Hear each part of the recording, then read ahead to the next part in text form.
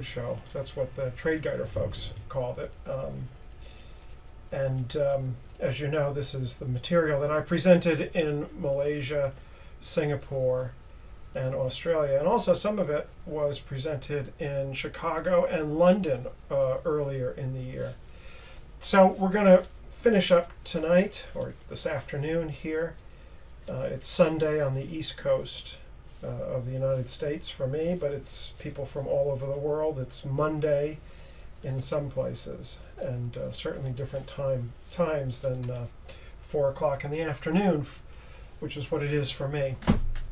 We'll go for about an hour and a half, and then we'll take a 10 or 15 minute break, and then we'll go for another hour and a half, and then we'll do the last bit, which is a bonus, probably take 15 or 20 minutes to go through. So maybe we'll take a quick break after that. So this is going to be a fairly long session, and obviously you won't be able to retain it all, but we have the recordings, and Helen's pretty good about getting the recordings done quickly.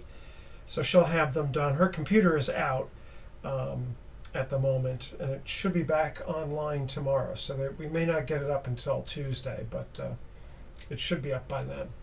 All right, I sent everybody the charts. You should have those. We're going to do, it doesn't really matter which order we do these in, I guess, but I want to do it this way, I think, using the Weis wave to focus in on market structure and understand how that can be used in trading. So I'll do a brief introduction to market structure. It's just the basics of it. It's not really the whole enchilada when it comes to market structure, but it's an important part of it. And we'll look at that, and we'll look at how we can detect changes in trend by the application of Weiss's construct of the waves, and how Wyckoff's construct of how the market moves in waves, and also David Weiss's application of that,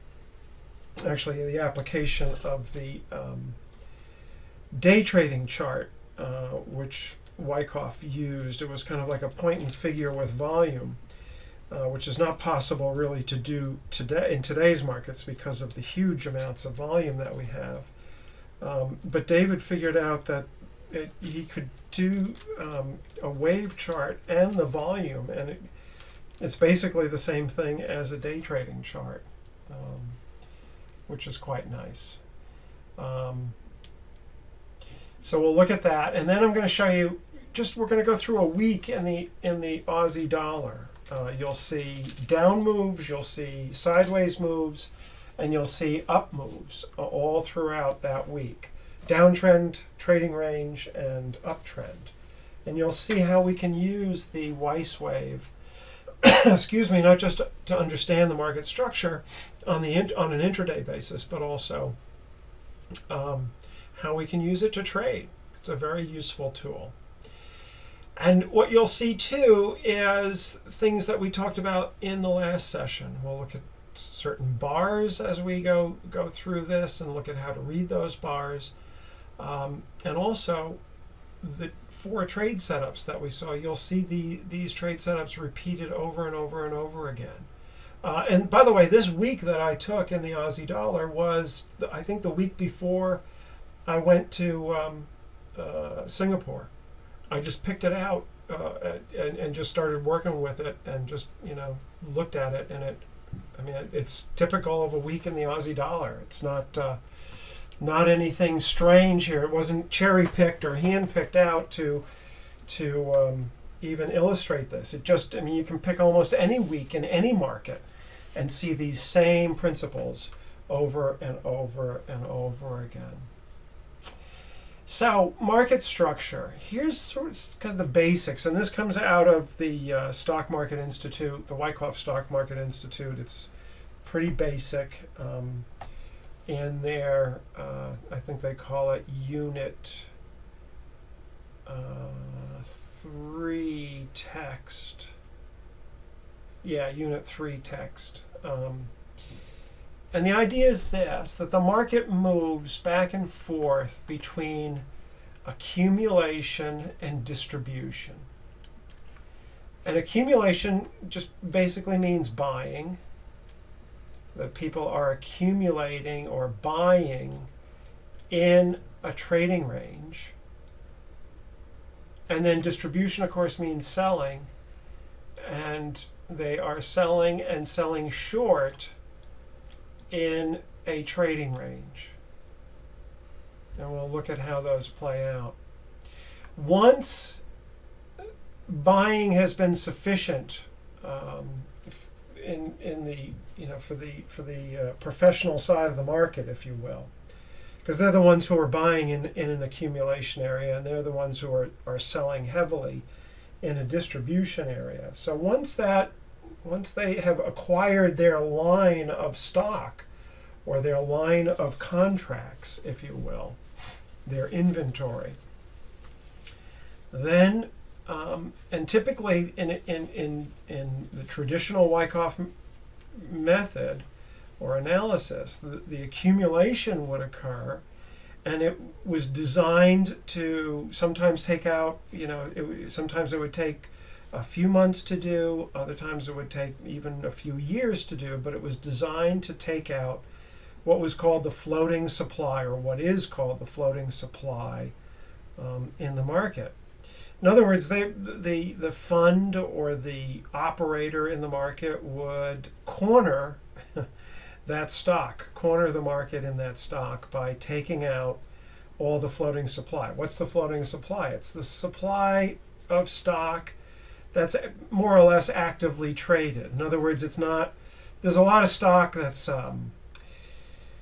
it's locked up in a strong box, or it is collateral. It's in banks as collateral for loans, or for businesses. So when you start taking that, there's a lot that are in retirement funds that don't get touched. When you eliminate all of that, then the rest is the floating supply, and then that's what's generally available, and it's the professional trader's goal to get as much of that floating supply as he or she can. And once that floating supply has been pretty much absorbed out of the market, then the market stands free and clear to be able to be marked up.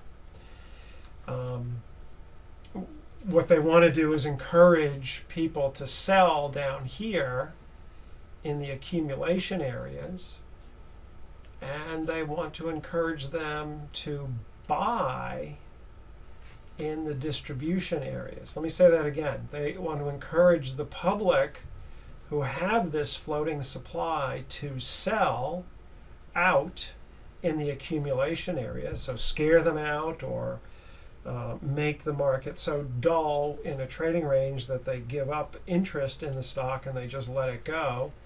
And then the operator, if you will, is the composite operator here, is eagerly buying it. And in the distribution area, they have bought all down here, and now they are selling up in here, but they're encouraging the public to be buying because they want to unload into an active market. Okay. OL has a quick question. The Aussie dollar is a futures contract, not Forex. That's correct. I don't trade Forex, but I do trade the currencies, the currency futures. Those are very good instruments to trade. So you will see that the market moves from accumulation to what we call markup, to distribution, and then mark down. And that's the way the market moves. We see that all the time. And here's just another graphic, again from the Wyckoff Stock Market Institute. You can see that here's a trading range with an accumulation area and you can almost see here that we have a selling climax here, scares people out of the market. Then there's a series of tests.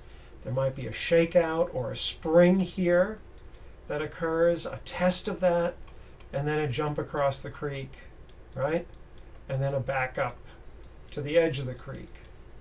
And then the markup continues until we get to the point where there's a buying climax, and as the market works its way through the trading range, it's predominantly the public who is holding this up, although the operators are probably involved in it too.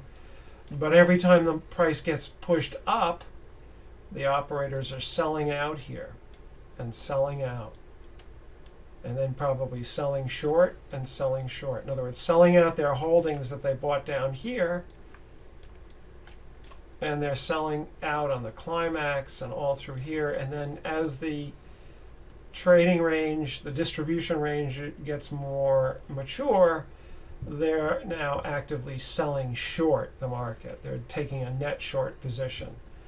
And we will sometimes see an upthrust, a test of that upthrust, a fall through the ice, and then, bumping the head on the ice, and then, of course, the markdown begins from there. So you can see why the 4 fundamental trade setups are so key to the structure of the market, because they really do help you. As I said before, they are both defined by and define the structure of the market. And for any of you who have taken any classes with me in the past, or have seen me trade live in the various times that I do that, you know that I emphasize above all other things market structure. I think it's the most important thing to understand. And when you start to understand it, then the market becomes maybe not easy to trade, but certainly easier to trade and easier to read. And what I mean by market structure is simply the background conditions of the market and how they've been trading. So let's just take, I'm just going to go through a bunch of charts here just to show you, if you haven't ever looked at this before. Here's Apple on a daily chart. We've got, just kind of get yourself oriented around this idea that we go into a trading range, a little upthrust here, a markdown, trading range, a little spring, jump across the creek, a mark up, trading range, right? Mark down, trading range, mark up. You can see that this happens all the time. Okay, here's the S&Ps, the S&P E-mini on a 9,000 tick chart, roughly about 15 minutes maybe, depending on the time of day. Trading range, fall through the ice, back up to the edge of the ice, mark down, trading range, springs, jumping across the creek, and mark up. Not as aggressive as that Apple stock that we saw in terms of the mark up, or even really the mark down, but still, you can see how the thing works. Here's the S&Ps. I trade that most. That's the biggest. The vast majority of my trades are in the S&Ps, so I'm always attuned to this market. But here we are on a 2-hour chart, 120-minute chart. This is a useful chart, especially if you're not able to generate tick charts.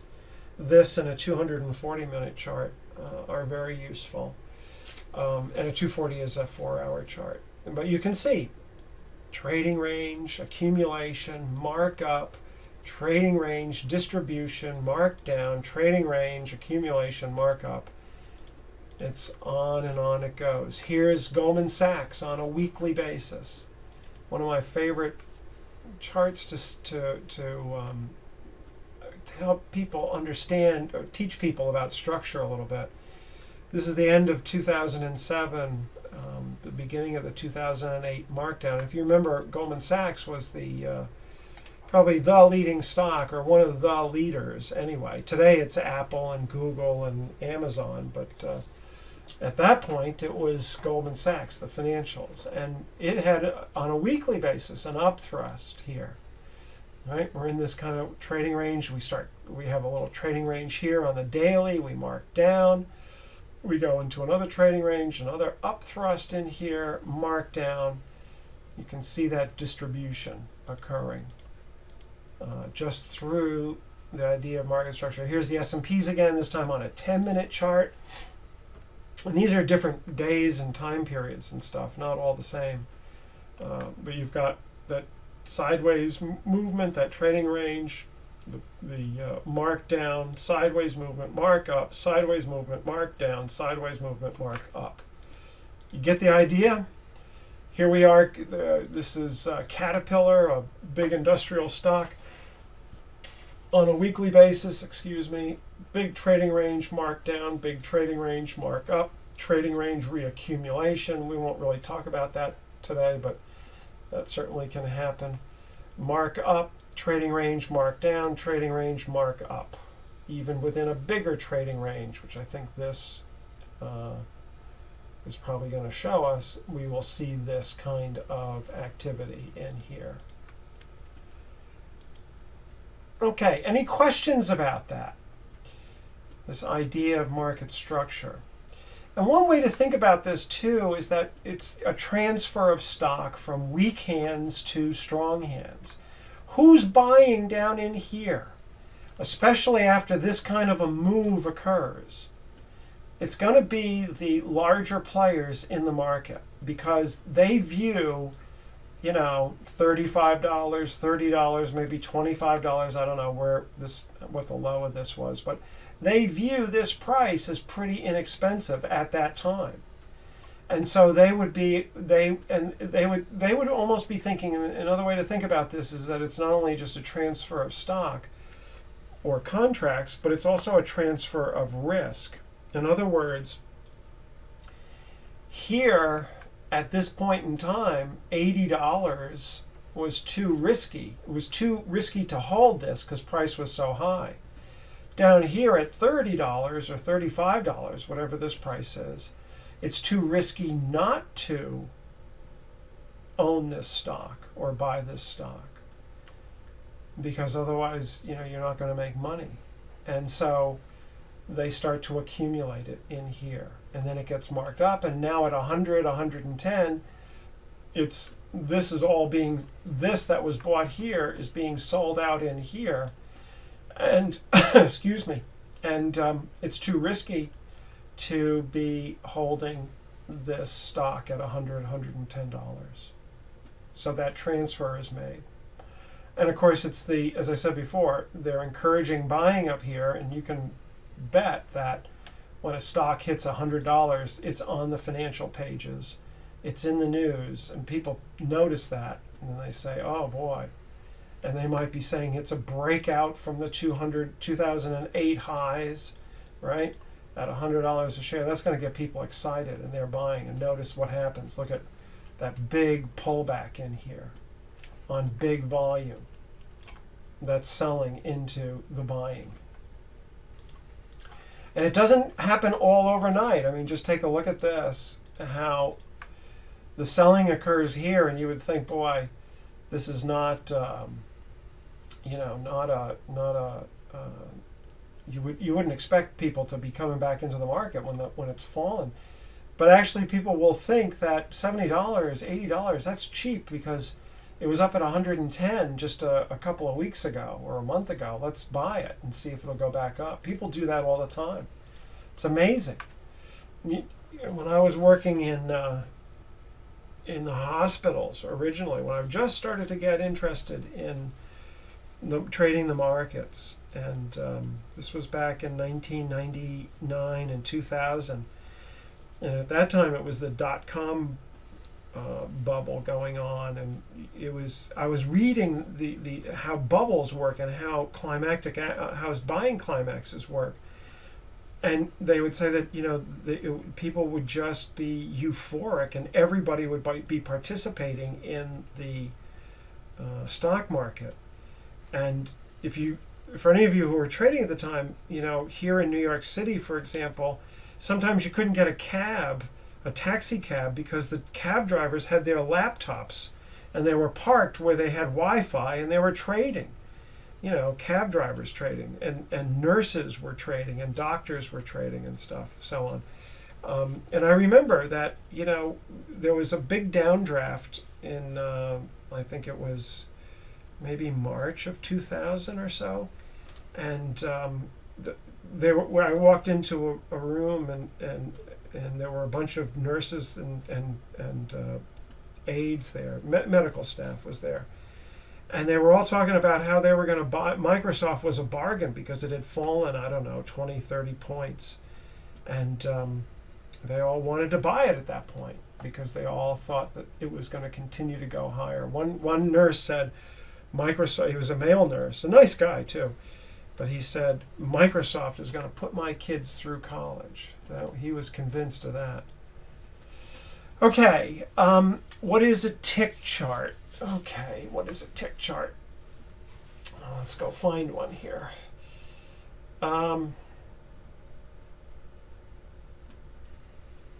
Here's a tick chart. It starts, here's the start of a day. Well, let's see. Yeah, here's a day, and another day, and another day, and another day, and another day. Okay. What a tick chart does is that it's not based on time. For example, if you had a 60-minute chart, that would be based on 60-minute time bars, right? And if we go back up here to the 120-minute chart, well, I've got it so compressed here. It's you don't see the sideways movement, the lack of real movement in the overnight markets. But the Asian and even to some degree the European markets are still not as active as the U.S. markets. And for a long while, we just sort of ignored the overnight markets. I'd look at them, and I knew where the Globex, we called it the Globex high and low. I'd certainly look at those because they'd often get tested. But other than that, I didn't pay too much attention to it. And in fact, I would have my data. I wouldn't have the overnight data on my chart. I'd just start from the U.S. Open. And there'd be a little bit of a gap and that sort of thing, but it wasn't all that big of a deal. But as time has gone on, there's more and more trading activity in the what I call the overnight market, but for you maybe the daytime if you're in Asia or in Australia. It's pretty actively traded now. And so, but still, it's not still. Nevertheless, it still is less actively traded than the U.S. session. So, if you're using a time-based chart, it's still can be fairly hard to read the dull hours of the overnight. For me, that would be from about 10 o'clock at night. 9 o'clock at night all the way into maybe 4:30 in the morning. And then it starts to get more active and it's more readable. So as a way around that, what I use, and what I've come to really like, and probably will never shift out of this, is this thing called a tick chart, which is nothing more than a bar. Instead of a bar being made of being based on minutes, 60 minutes. So rather than being based on time, a bar is based on activity. So this might be 50,000 trades, 50K trades, okay? Or 50, and technically it's 50,000 price changes. That's an activity-based chart. And a price change is called a tick. It's up 3 ticks, it's down a tick, it's back and forth in a range of 3 ticks, that kind of thing. So it's just called, by convention, it's just called a tick chart. So that's what it is. It's based on the number of trades, not the volume, but the number of trades is a way to think about it. Technically, it's the number of price changes that occur. So you could have a 3,000 tick chart. You can have, you're going to see on the Aussie dollar, I use a 500 tick chart because it's less active than the S&Ps. And so what that does is it gives us a nice way to compress the overnight data. Okay, so that's tick charts. Let's move on now. What Wyckoff figured out And he said that the most important thing to know about the market is the trend. It is the line of least resistance. Okay? And he thought in terms of waves. Wyckoff did.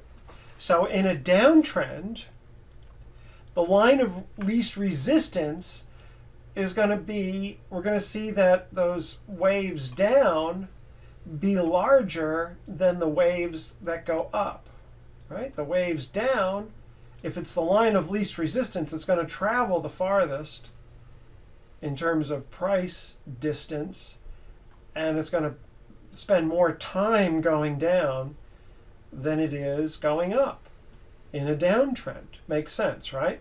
So in a downtrend, the down waves, that's these here, are going to be bigger than the up waves. Simple concept. Okay, simple concept. In an uptrend, it's just the opposite. The up waves are going to be bigger than the down waves. And we can see that. And we've seen that many times. And it's very, very important to be able to think in terms of waves and to see the market in terms of its wave structure. And when we're in a trading range, the up and down waves are going to be pretty much equal in size. So a down wave is going to be about the same as an up wave. A down wave and an up wave, they're going to be basically about the same size. Okay? Yes, I know that this is a little up wave and a little up wave, and you've got to come to the understanding that, or come to the develop the skill to be able to see through the waves and see what the bigger wave picture looks like. Okay, because that's important too. Quick question here by Chris. Is a tick chart a software function or determined by the way the data comes over? No, it's a software function. You would be able to specify the number of you'd be able to, if your software allows that, then you'd be able to specify a chart based on tick bars, and you'd be able to tell the software how many ticks you want in each of your price bars. So in a downtrend, the market has bigger waves to the downside. In an uptrend, it's the opposite. And when we're in a trading range, they're about equal. So Wyckoff's insight, though, it's a little bit more than just knowing the line of least resistance. And the way we measure the line of least resistance is through the waves. And he said the most important thing to know about the market is the trend. It's the line of least resistance, but he says you must always be on the lookout for a change in this trend. And then he tells you, or tells us how we can detect that change. In an uptrend, when the selling waves begin to increase in time or distance, or the buying waves shorten, either or both will be an indication of a change in the immediate trend. And it's the reverse for a downtrend. Okay, so get the idea here? In an uptrend, and we said that the up waves are going to be bigger in an uptrend than the down waves, okay? Well, when the selling waves or the down waves begin to increase in size or in distance or time, that's an indication that the trend's about to change. Or if we're going up like this and suddenly the up waves begin to get smaller. Okay, that's the idea, and the reverse is true for a downtrend. So, you know, here's a bunch of charts. We'll just go through these quickly, but you can see that, you know, here at A, the up waves are basically about the same size as the down waves, but look at what happens at B. The up waves suddenly begin to increase in size, okay, until we get down here to C, and the down waves start to decrease. And at D, the up waves begin to increase. You see that? See the change? We go from down waves being larger to smaller, to up waves being larger, and down waves now are smaller. Up waves larger, down waves smaller. Okay? And you can begin now, if you start thinking about this, this is the Aussie on a daily basis. And look at this. Suddenly a spring emerges in an uptrend where we certainly are making higher highs here, right? Higher highs and higher lows. That's another way to think about it. And it's a very useful way. It's very basic and very, very straightforward. Very useful way to think about it. And what we can add to that, and we can make it a little more sophisticated by adding the waves here. And then as we pull back, we can measure these waves. And this, by the way, is the Weis wave here. And I'll talk a little bit more about that in a minute. But just kind of get the idea that the waves here are smaller. And now, suddenly, when springs appear, and we have up waves larger than the down waves, well, that starts to make more sense for us to be able to take a trade, right? So the up waves are bigger at D, and then suddenly they shorten up at E, and then we start to head down again, okay? And at F, I just drew this in, the up waves are starting to get larger again, potentially. You can begin to see that fairly quickly. Here's Apple. This is just before it did that last little push up to 705, which would have been up in here. And look at this. And then we all know what happened in Apple, right? This was last September, 3 months ago, 2 months ago. Up waves are really strong here at A. Then they start to shorten up at B. They get a little bit larger here.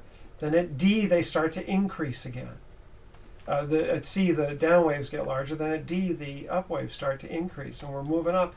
And I noticed this, and I said to people at that point, I said, boy, Apple may be coming to the end of this leg up, and we may see a pretty good, we may see a pullback. And there it was. I mean, it was all detectable. Here we are, the euro currency, on a weekly basis now, okay? Up wave was pretty good, but then they start to get shortened in here, and the down waves at B start to increase. Then we get larger up waves coming in. Doesn't mean that it's going to turn right around and go down to up. There can be, a process may have to take place, but we see the change that the up waves have gotten bigger than they were over here, or even in here. And even, well, not quite there. And they're good for a while, and then we see the up waves get smaller up here, and then the down waves pick up. And on it goes. Study these charts. I won't go through every little nook and cranny here, or every wiggle and waggle. Just take a look at these charts when you have a moment and see that here's a weekly chart, a daily chart, another daily. Did I not put up a intraday? Well, it's the same thing. You're going to see the Aussie dollar in the wave structure anyway with this. What is time and distance here? I don't really think about time so much, Eric. I'm just looking at the size of the waves rather than the distance. I think I look at the size or the distance of the waves. The distance, for example, on this chart, the distance would be from here to here. That would be, let's call that wave 1. This would be to here, wave 2. Right? 3 and 4 in here. Notice how the down wave got smaller on this little pullback in here. And then it starts to move up. And then, so this would be 5 and on. Okay, so that's the distance. In other words, the amount of movement in price. I don't really focus on time too much. You can do that if you want to. David plays with that. David Weis looks at that. I don't bother doing that because it's just, I don't think it's really needed. Okay, any questions on that? This idea of the waves being an important component of understanding the market structure here. Are my waves drawn on closing price or mid-bar, or is it just a visual representation? They're drawn on the close. They're not drawn on the high or the low, the Weis wave. Let me talk a little bit about the Weis wave. Let's do that. What you see on the chart here is the Weis wave. And what it does is it measures the waves, and you can set this in the software. You can set, like for example on the S&Ps, I set it on the intraday time. I might have it for 1 point, or often use 3/4 of a point as the wave size. So in other words, the Weiss wave will not paint a new wave until there has been at least a 1 point move. If I was using a 1 point move close to close in the price bar. Okay, and you can set that to anything you want. Once it does that, it continues until there's a 1 point move to the downside, and then it starts a new wave down. All right. And so for the S&Ps, for example, I use 3/4 of a point for the intraday. The higher time frames, I might use 3 points, 5 points, and 10 points. Those are the standard ones I use in the S&Ps. The Aussie dollar, I think I use 0.0001 on the slightly higher time frame, and 0.0005 for the smaller time frame. So that's how the wave paints. And the software allows you to do it low to high if you want to. We've never found it that useful. We just do it close to close. It's good enough. What the Weiss wave also does is it tracks the volume on the wave. So this is just the volume of this wave here. Okay? And this wave here, we'll call this X, wave X. That's the volume here. Just adds it up. Okay. What settings would I recommend for stocks? It depends, I guess, on the price of the stocks, but you can use, for higher time frame like weekly, you could use a 3 point, and for intraday trading, you could use a 10 cents or 20 cents. 10 cents, I think, is good. 0.1. Play with it. See what looks good for you. See what looks good for you. There's no defined, there's nothing written in stone about this. So, for example, now we can look at this and we can say, well, we got a nice, I didn't label these, but let's call this, I'll just do this with numbers. Let's call this wave 1 up here, right? We have a nice move up, good volume comes in. But suddenly on waves 2 and 3, these up waves, right? These number 2 and 3, look at this. The volume drops way off, okay? The volume drops way off. And then suddenly on D, we get a big down wave and the volume picks up to the downside. And it comes in here too, right? A little bit less. Look at on this last wave. That's this volume here. Very little, okay? It's saying that the market's having a little bit of a difficulty going down. And if we look at this, we have a spring set up in here, right? Seeing this kind of a thing, where there's low volume on this last wave, that's pretty nice. And you can be kind of aggressive and you can say, okay, we haven't started to turn up yet, but I can see that there's not much volume as we come down through here. So I can take a long trade. But you want to wait anyway until it's closing back up above here. Then look at what happens here. Up to this point. Look at this wave. Volume comes in. We haven't seen this high volume since up here, since over here. Back in a year ago. Right? So suddenly volume's coming in off the bottom. And look at this nice test of the spring. And look at the low volume on that test.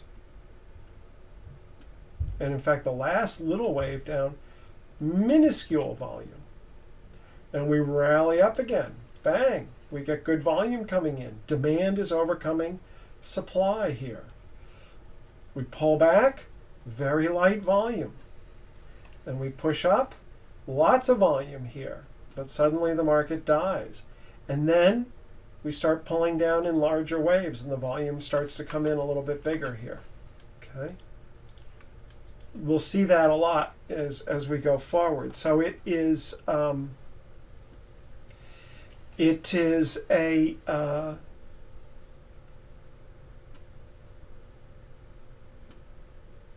let's see, is that typical of what a test looks like? Yes, very typical. We'll see some of these in the Aussie dollar here. So the Weiss wave is useful in so many different ways, and I'm going to talk mostly about structure and context here, kind of as an introduction to it. But on an intraday chart, if you look, if you take a 5-minute chart, say, of any market that you trade, and you look at it intraday, most of the time the volume comes in high in the morning and then high in the afternoon towards the end, and in the middle it does this kind of thing. It's what we call the smile or the U of volume, the intraday trading volume. It can be very hard to read that volume intraday. Certainly not impossible. We did it for years. But using the Weiss wave, as you're going to see now in the Aussie dollar on an intraday basis, it really kind of makes the volume jump out at you, and it really is incredibly easy to read. Well, shouldn't say incredibly easy to read, but it really makes the learning of the Wyckoff principles and reading the market through the Wyckoff lens, it makes it a lot easier. Let me say it that way. Okay. Now, as we go through this, for the day traders out here, I'll give you a lot of things to think about in day trading, but swing traders can also benefit from this, and we're going to do something more. We're going to do something for you guys at the end here in the second part of this session today.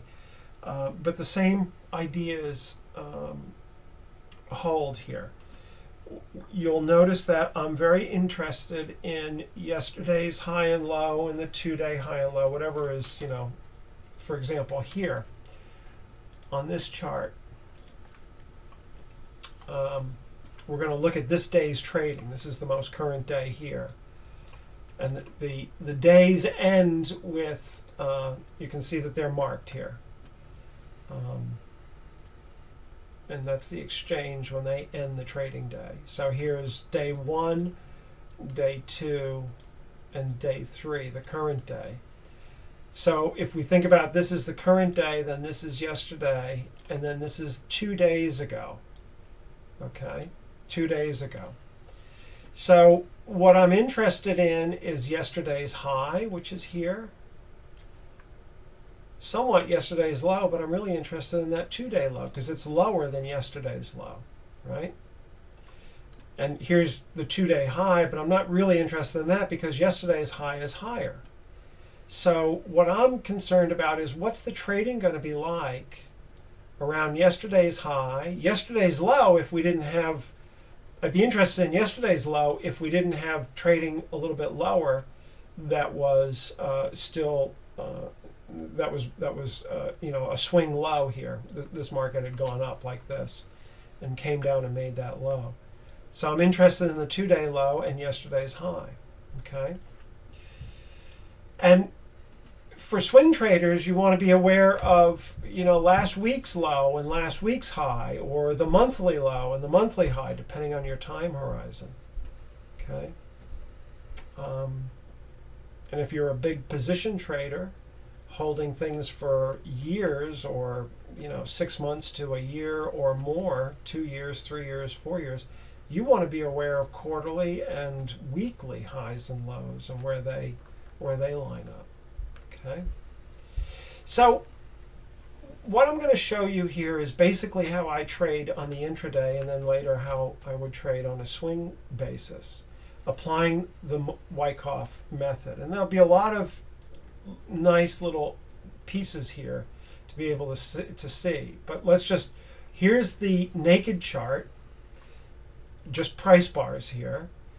And now when I put on the Weiss wave and a few trend lines, you begin to see how I start to frame out the market in terms of its structure and how I use the Weiss wave to help me detail that structure or fill in that structure. Okay? All right. So you should benefit from this, hopefully. If you notice here, we're in this trading range the 2 days ago here, this day, right in here.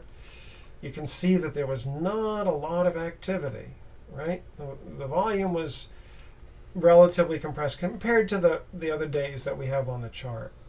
And you would see that, you know, because you'd have days over here, and you would see what the volume was like, and you can see that it's not all that much. Notice on yesterday, we rally up on this wave here, wave 1, and we pick up in volume, we break through, and then we immediately come back down again. Okay? So more volume than we saw yesterday on any up wave. And we break up above, and we go up above, and we don't hold that high. That we break up above yesterday's high. Here's yesterday's high here. Okay, I didn't mark it, but there's yesterday's high. We break up above that on pretty decent volume, but we can't hold it. So that says that there was an effort to rally through this high, yesterday's high. And that effort is measured in volume. There's a lot of good effort in here, a lot of volume in here, but the result was pretty poor. The result was it got sold off. Okay? So here we have an up thrust. And we can see that as soon as the market starts to dip underneath here, it's a very good trade. Because, and we would know that at the time because there was good effort to go up and it didn't hold. Okay? There was good effort to go up and it couldn't hold up there. And so instead it up thrust. So that's a nice, you'll see that later on when we talk about the trade that I took when I was in Australia, one of the trades I took when I was in Australia, and using this same principle of effort versus result. Effort. Effort is the volume, result is price. It's a key Wyckoff principle. Right? Effort versus result. And that effort equals volume, result equals price. Lots of volume here. Price didn't go anywhere. It fails. That has to be supply. That has to be selling coming into the buying. There's certainly buying there, but selling is coming in force, pushing this market down. And notice what happens. We get a bigger down wave than we've seen before, right? We break up. It's a fall through the ice. Right? Then we bump our head on the ice and then we come down. Notice the down waves in red are larger all the way down than the up waves here. And we're really looking at this day's trading in here, the last day. And you can see not only is it bigger waves, but the downside volume, until we get to here, is bigger than the upside volume. All right? And we're going to detail some of this out in a minute because I want to show you also how to begin to use multiple time frames in your trading. So we fall through the ice, we have an up thrust, we fall through the ice again here. You see that? Big wave down, little wave up, perfect short, perfect short. So now let's look at this. Okay, here's a couple of questions.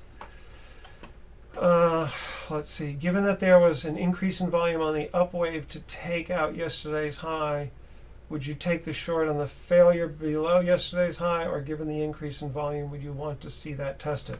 No, I'd take it right on. If this fails, it's going to fail. I wouldn't wait for it to be tested. And in fact, it really doesn't get tested, at least on this time frame.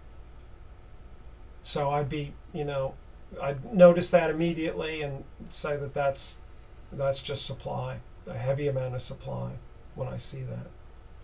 All right, so here's the same day here. Here's the same chart as above. Let's go back up. You can see this is the 1500 tick chart in the Aussie dollar currency future. And that is the same chart here, right here. It's the same chart, 1500 tick chart. Alongside of it, I've put the 500 tick chart. Okay, and if you're going to use multiple time frames, you want to have a minimum of 3 times, 3 to 5 times. So you could use a 500 tick chart and a 1500. That's a nice combination for the Aussie dollar. I use in the S&Ps, my smallest time frame is 3,000. I'll just use 3K. And then I look at 9,000 and 27,000 tick charts. Okay. I look also at 5,000 here on the Aussie, and I think I look at 10,000 too, if I'm not mistaken, 10K. So you want to have enough space so that there's enough vibration between the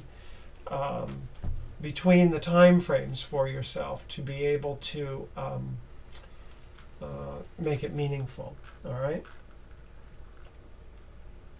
Is looking at waves more useful on intraday swings than long term? No. It's certainly useful on the intraday, but it's extremely useful on the longer term as well. I just showed you, I think it was a weekly chart on Apple, or maybe it was a daily, I forget which, but we looked at several years worth of, go back to your chart and your charts that I sent you, you can look at it later, but just look at the Apple chart. It's on a much higher time frame, and I think there was a weekly chart of, I forget now, the euro currency maybe. I forget exactly what charts there were, but there were different time frames. I didn't have any, in fact, on that, when we were talking about structure, I really didn't have any intraday because I have all these intraday charts here with the Aussie dollar. Okay. All right, so look, you've got a fall through the ice on big volume here on the wave down to 3. Okay, you see that on your higher time frame. So you'd be looking on your shorter time frame and you'd be looking for an opportunity to go short. Well, 1 or 2 opportunities come up here at B, right? Look at the low volume to the upside here. The green volumes up here would be the little waves going up. There's just no ability to rally the market up. Okay? Pretty good. So then we start coming down and we make this wave down on this volume. That's good. But what happens? At C, here we have 2 other waves coming down, and look at the volume to the downside diminishes, and in between that we get a pretty good upside volume for this little kind of small time frame. So that tells you that this is going to try to rally up again, and in fact we get a small, I'm going to erase this here. We get right here, we have a small spring on this last dip down. So if you're short here, which is not a bad play at all, if you're short here, it's a good play because it's a fall through the ice. So if you're short here, you have a decision to make. The market says it wants to rally up a little bit higher. We don't know how high it's going to rally. Is it going to push up and go maybe up into this area here where they test this supply in here? Maybe you wouldn't want to hold on there. Or maybe you feel like there's not really that much volume coming in. What difference does it make? I'll just hold, and you've got your stop set up in here somewhere. And you say to yourself, I'm just gonna hold it. So that's a decision point. But seeing this, you know the market is about to try another little rally. And so you might want to scratch out of your trade, exit out for a small profit. I do that all the time. All the time. There's no shame in scratching out. Just because you put a trade on doesn't mean that you have to have it work out. That's kind of silly, really. I probably scratch out of, I don't know, on a given week, probably 7 or 8 trades maybe, or scratches, sometimes more. That's just a guess. I don't even really know because I don't track them. but I scratch out of a lot of them. So anyway, so you might scratch or you might hold. That's a decision you need to make. So we rally up here, and that's on this volume here. We have a little pullback, and then we try to rally again, and what happens? We have an upthrust on very small volume. Look at the volume at 4. Okay? And so we can also consult our a little bit higher time frame, and we see that it's a little bit of a pickup in volume, but certainly 3 looks like supply has swamped demand, and so it's unlikely that this is going to rally up very much. Okay, so here's a nice choice point trade as well. A great place to make a trade. Whatever demand was holding up the market here is now gone because it had an opportunity to go up higher and it didn't.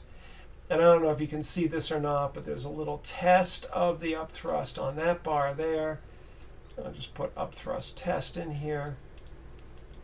And you may not be able to see it, but it's there. And there's another one, not really a test, but another opportunity here and so on. All right. So let's go a little further in this. We come down on our higher time frame down to 5.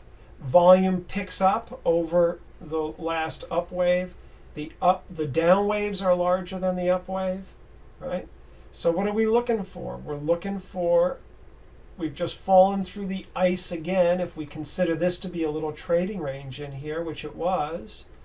Now we've fallen through the ice again, so we're looking to bump our head on the bottom of the ice, which is the low level here. And we'll look to make a trade there. And so we can go to our smaller time frame chart. We might have gotten excited about this and shorted here at D. That's okay, because it's very light volume coming up. Right? We might have taken a trade there. We get some volume to the downside, but then we hold and we start to go sideways here. And we come back up, and this is actually the better spot to make the trade. But either one is fine. You know, no one's perfect in this business. In fact, I think I did trade this market this week, and I did take D here. I think I took the short at D, and I had my stop, I think probably up above this level, right up above here. So I just sat through this and let it all occur because I was looking for another wave down, another leg down. If we get this in a pullback, we're going to get another leg down. That's the theory of that, okay? And that's what we got. Notice all that volume coming in at 6. It's the biggest upside volume of the day, right? It's happening in the morning of the U.S. session, but that's a lot of volume coming in, and there's been no reward. It's very similar to what we were looking at over here, isn't it? Where we had the big volume come in and the rally up, but then it fails. Well, here we have big volume come in to the upside, and it goes nowhere. It goes absolutely nowhere. So that again is effort versus result. Good spot to make a trade right in here. Okay. Okay, a couple of questions here. Is looking at waves more useful? No, I answered that already. What is the main benefit you have found for tick versus time charts? More because I can read the overnight market. This is occurring right in here. This is 5 o'clock in the afternoon to 8:30 in the morning. I guarantee you, I cannot read, well, I can, but it's very hard to read this overnight action with in a 5-minute chart. It's almost impossible to really read it. So, because it would be strung out, long rows of data, long price bars with no volume, and you just can't tell what it's doing. Okay, so compressing the data down, that's what I mean by compressing it, down to a point where I can read it. Okay? All right, now, we see here, so now from 6, we're looking for that leg down and we get it, but it helps to know where we might want to exit a trade too. So we want to construct a diagonal trend line here. We've got a down move occurring here, right? And so we can place a trend line to the downside off of 4 and 5. Take a parallel of that, put it on this, which would be 5 here. I didn't mark it, but that would be 5. Okay? And we can see here at 7, we are oversold in the trend channel. Okay? We're oversold here. And we have a little rally up, and then at E, we come back down, come back into that same area, and look at the volume. Smaller wave down when the down waves shorten, and distance or time. And what David says, and I think this is true, and I don't really want to go into the details of this, but I think, but it is true, and it's useful to understand. And that is that Wyckoff saw time as volume. He really measured volume, the amount of volume being traded as a good surrogate or a good indicator for time. Okay, so we're not spending much time to the downside here compared to this down wave or this down wave, right? And we can see that in the volume. It's a good measure of time, volume. Volume traded is activity. And this is a measure of activity over time. So here we're seeing no further supply. And it's almost a test of this maybe small selling climax in here. And if we hadn't gotten out at 7, we certainly want to get out as the market starts to turn back up. And we want to get out at E or right around E. Because it's telling us that now there's no more supply down there. If there's no more supply, then the market is likely to rally. Okay?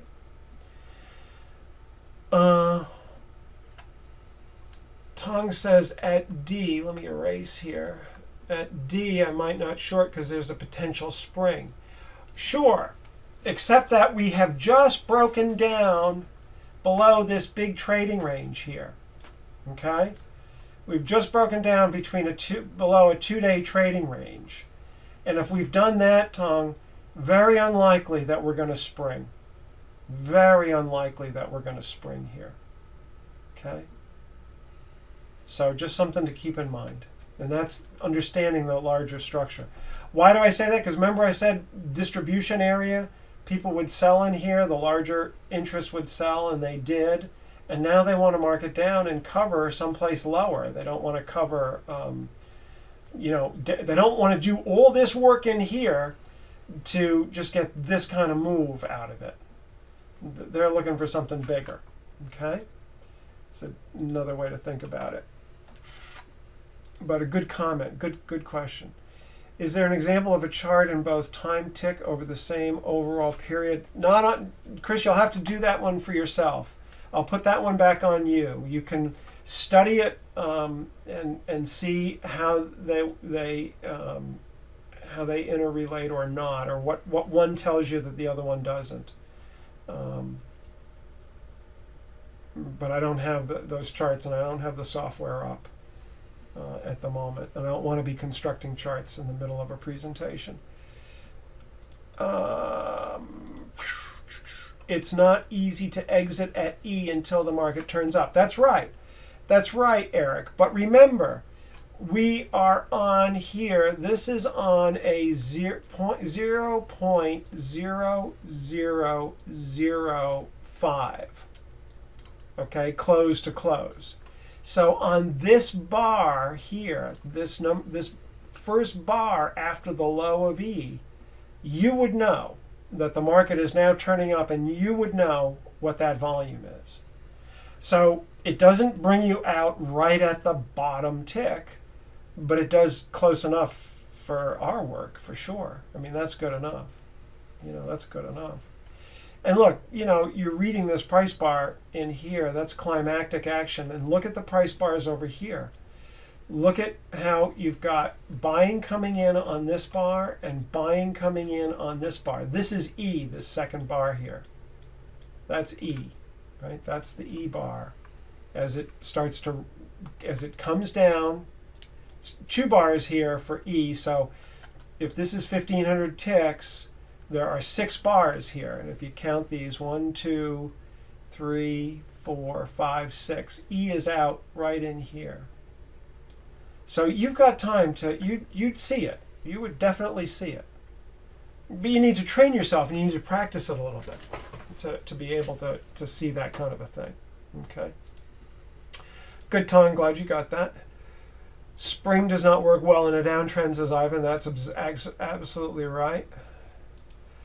In relation to Tom's question about the potential spring, it was the same with the S&Ps this week. When we broke below the monthly low at around 1394, there were several attempts to spring that failed miserably. Yes, Brian, that's right, they did. And that is the absolute worst place to take a spring, is on the breakdown of a good trading range.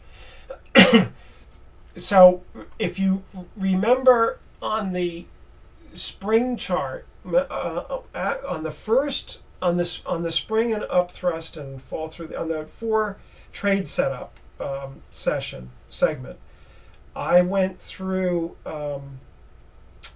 at the end. I put up 2 charts.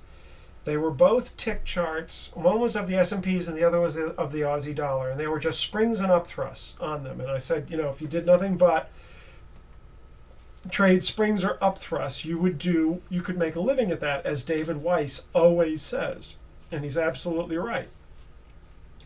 And on that chart, I put I numbered them, S1, S2, spring 1, spring 2, spring 4, that sort of thing. And there was one, and I forget which chart it was. It might have been the S&Ps, or maybe it was the Aussie. I forget which it was, but there was an SX. And if you go back and look, and you remember what we said, that we were just breaking down from a large trading range, and that is the absolute worst place to look for a spring. Bar none. That is the worst possible place to look for a spring. And that's what we have here. Okay, so let's see. I think I got the questions. All right. Okay, so here's the end of this day. Here's 7, and then here's E, and then the rally up after E. Let's put some structure onto this. And so we're going to look at this next day here, a big wide swinging trading range day, which is, let's go back here for a second, not surprising after 2 days of steady downtrend. It's not surprising to get these wide swings like this. Why? Because the market is trying to digest the last move that was just made. And so they're looking for, fair price in here. They're looking for a reasonable price. So buyers will take it up and sellers will sell it down, and you start going back and forth and back and forth. And you start to notice here, if we apply David's Weiss wave on this chart, it's the same thing as before. Here's the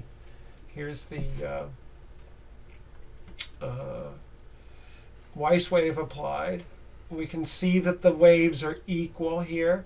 Also notice is that the waves start to get narrow. They start to get smaller the farther we get into the trading range. Okay, it's a useful thing to know. So here we come down. This was 7 on the old chart, and also kept that 2-day low from yesterday, which is the 3-day low. We kept that. I'd be aware of that. And this is yesterday's. Well, this technically is yesterday's high here. We can draw that line across.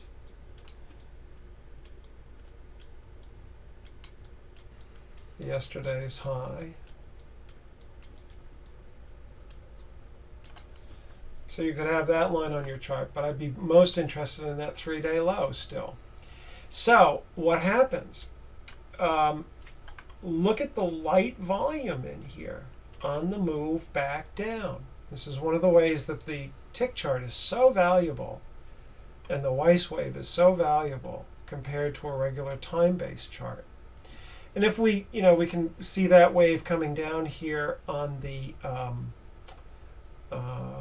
smaller time frame, the 500 tick chart, shows a little bit more volume relative. But look at the big volume that came in here on yesterday on that rally up. And we did, in fact, break through that downtrend channel that we had in here, where we looked at it, this at 7 being oversold. So we've now broken up above the downtrend channel. That's important.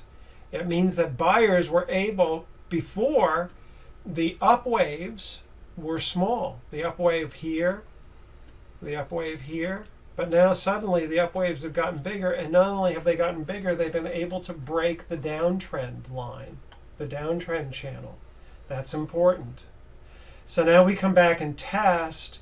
We get a pretty good sized down wave, but it's not the same as the previous down waves, is it? It's not as large. And you can see that pretty nicely on the higher time frame.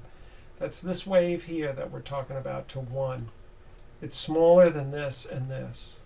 And the up waves have gotten larger. The up wave has gotten larger, the down wave has gotten smaller. Either or both are an indication of a change in trend. And that's what we're seeing here. And we get a nice zip up here, a good rally up. Look at the good volume that comes in. Okay? And we can track that. If we look at this on the smaller time frame, we might have a trade here at these 2 points here, these 2 A points, where we can see that good volume comes into the upside. And each time we come down, we get small volume in here, right? Good volume, good movement, good wave, and good volume to the upside. We pull back. We get shortening of the thrust in here. We get a reversal bar, and we have small volume. Those are locations for an intraday trade, okay? Those are nice locations for an intraday trade. And you can see on this chart that we're just pushing up. We don't want to go any lower. We don't know where we're going to go to the high, but we're not going lower. That's the key thing. Okay? That's the key thing. So let me erase this so it's clearer. We place trend channels now this time to the upside from here and here. And we can see that we get overbought in that trend channel at 2. And look at suddenly the volume starts to get smaller here. Waves haven't gotten smaller really. They're pretty good size. But the volume is now making this wave suspect. Is this a place that we just go ahead and short? Well, you could, I suppose, but I'd wait a little bit for more confirmation, more of an indication. And we get that at B. What happens at B? We get an increase in downside volume. For this whole day, we don't see any volume like this. This is the first time we see a good sized down wave. And if you look at these waves, this is the size of this wave. Compare that to this wave and this wave and this wave. This is the biggest down wave with the biggest down volume since the uptrend began. It's what we call a change of behavior. Why is it a change of behavior? Because each time we pulled back, we made a smaller wave and light volume. Smaller wave, light volume. Smaller wave, light volume. For the first time, that's been our behavioral pattern here. Now suddenly we get a bigger wave down on much bigger volume. Behavior has changed. That's an indication that supply is overcoming demand. So look at what we have here. We have at the 3-day low where we know it stopped the market yesterday, right? In the morning, right over here, it stopped that market. It was important there. We're back to that same area. Suddenly, buyers have lost interest in the market. Sellers have gotten interested in the market, and we're seeing lack of demand on the up wave and a sign of weakness, change of behavior on the down wave. So we wait here and we get this push up to 3, and we consult our higher time frame, very little volumes coming in there. We have more volume coming in here, but it's still not as large as the waves up, and we get an up thrust. And that up thrust has a nice response to it. Okay. Okay, question from Fiona's here. Hello, Fiona. Good to see you. On a 15-minute and 1-hour currency chart, do you have a suggestion to set the Weiss wave to? Just play with it a little bit. I would try maybe 0001. Try that on both, on a 15-minute and on an hourly, and see what you get. I think you'd find that to be pretty good. That'd be 0.0001. Try that and see if that works. Okay, so let's go ahead a little bit. Again, we want to use the same way we use trend channels going up. Now we can use them coming down. We have an up thrust at D. Look at the light volume there. Right? We have a bigger wave coming down to C on big volume coming down.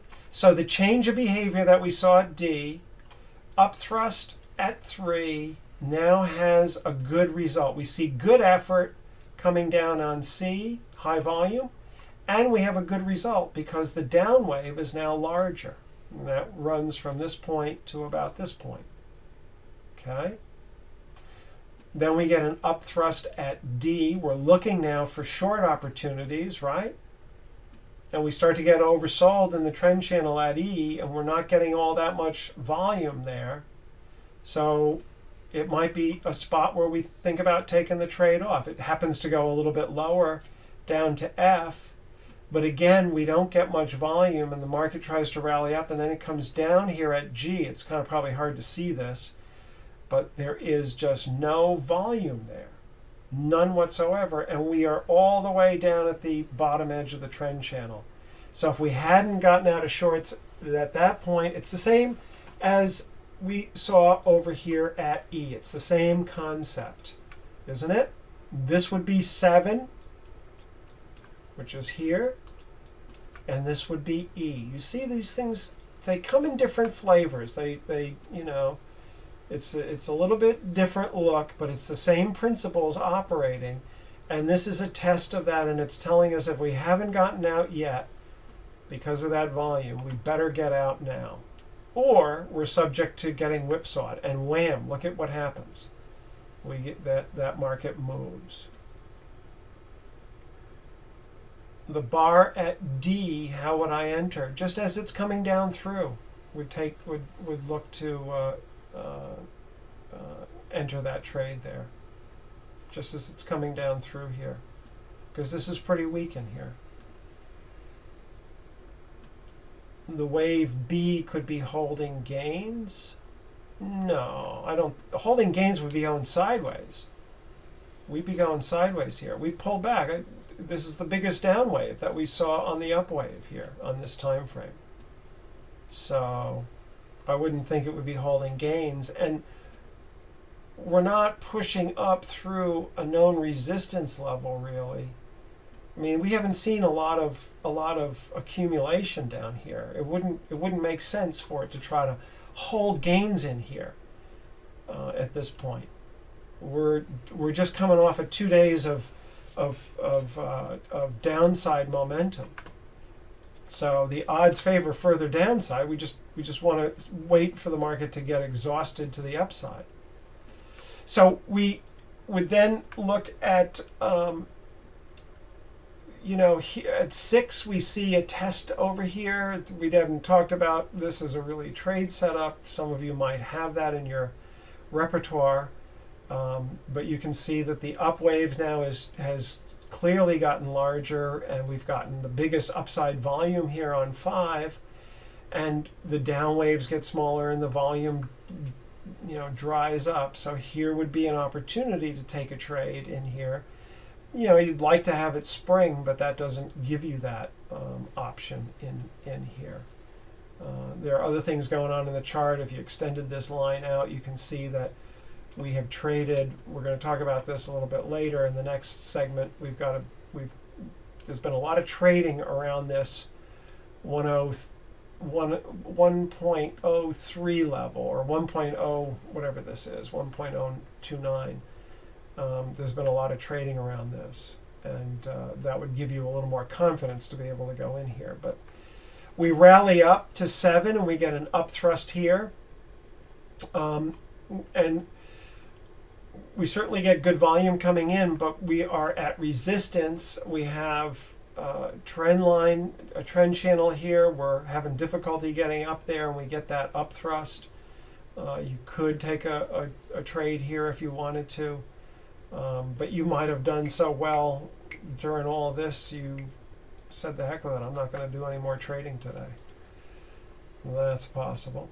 So we kind of get into this, into a little bit of a, we kind of, from yesterday's low to that 3-day high in here, we test the low, test the high, test the low, test the high, come right back into the middle of the trading range, or near the middle of the trading range. Very typical for a day after a trend day, a good solid trend day down, or a couple of days down. But as we said before, the momentum is still to the downside.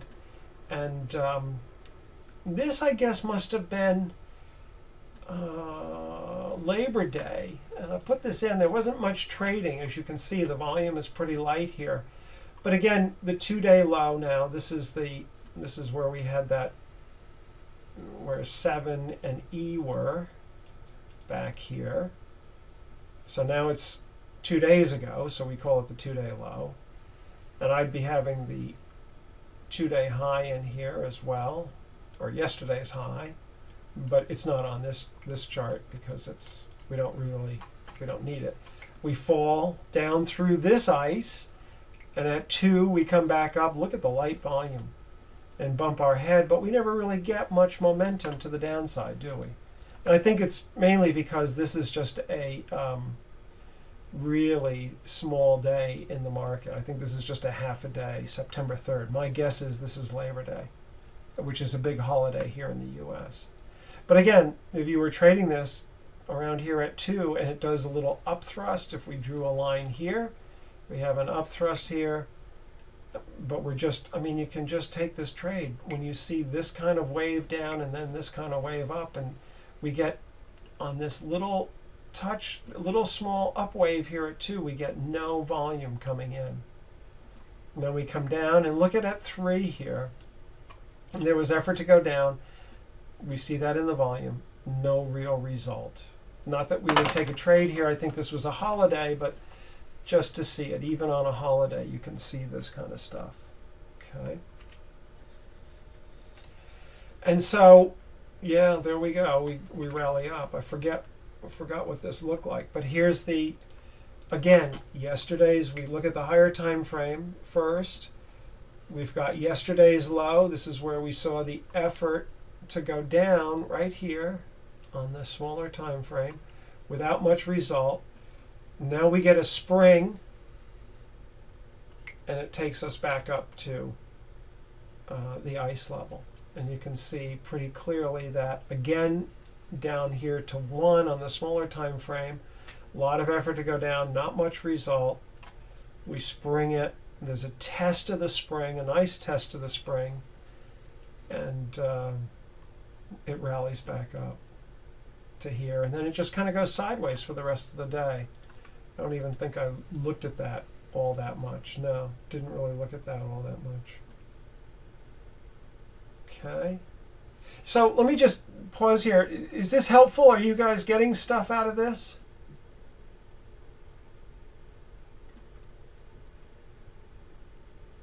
Okay, good. All right, just want to make sure that this is useful to people and you get something out of it. All right, so we'll go another day, and this is typical in the markets, right? We get kind of crummy days here. Sometimes they're not that great.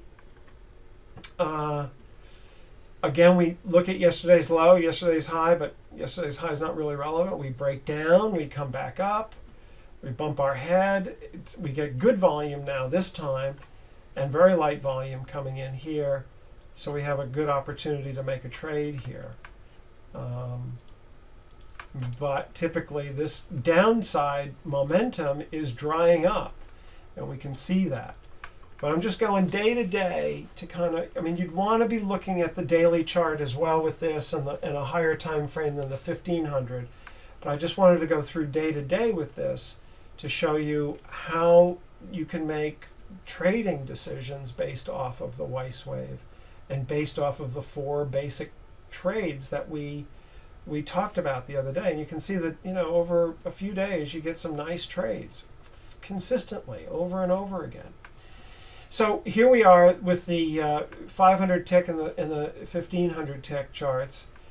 We break down. The down waves are bigger than the up waves. You can clearly see that here, the down wave and the up wave. When we rally up, we even do, here's a little shortening of the thrust. We up thrust it as well. I mean, all of this, here's a bump against the ice and an up thrust with shortening of the thrust. What else do you really want, right?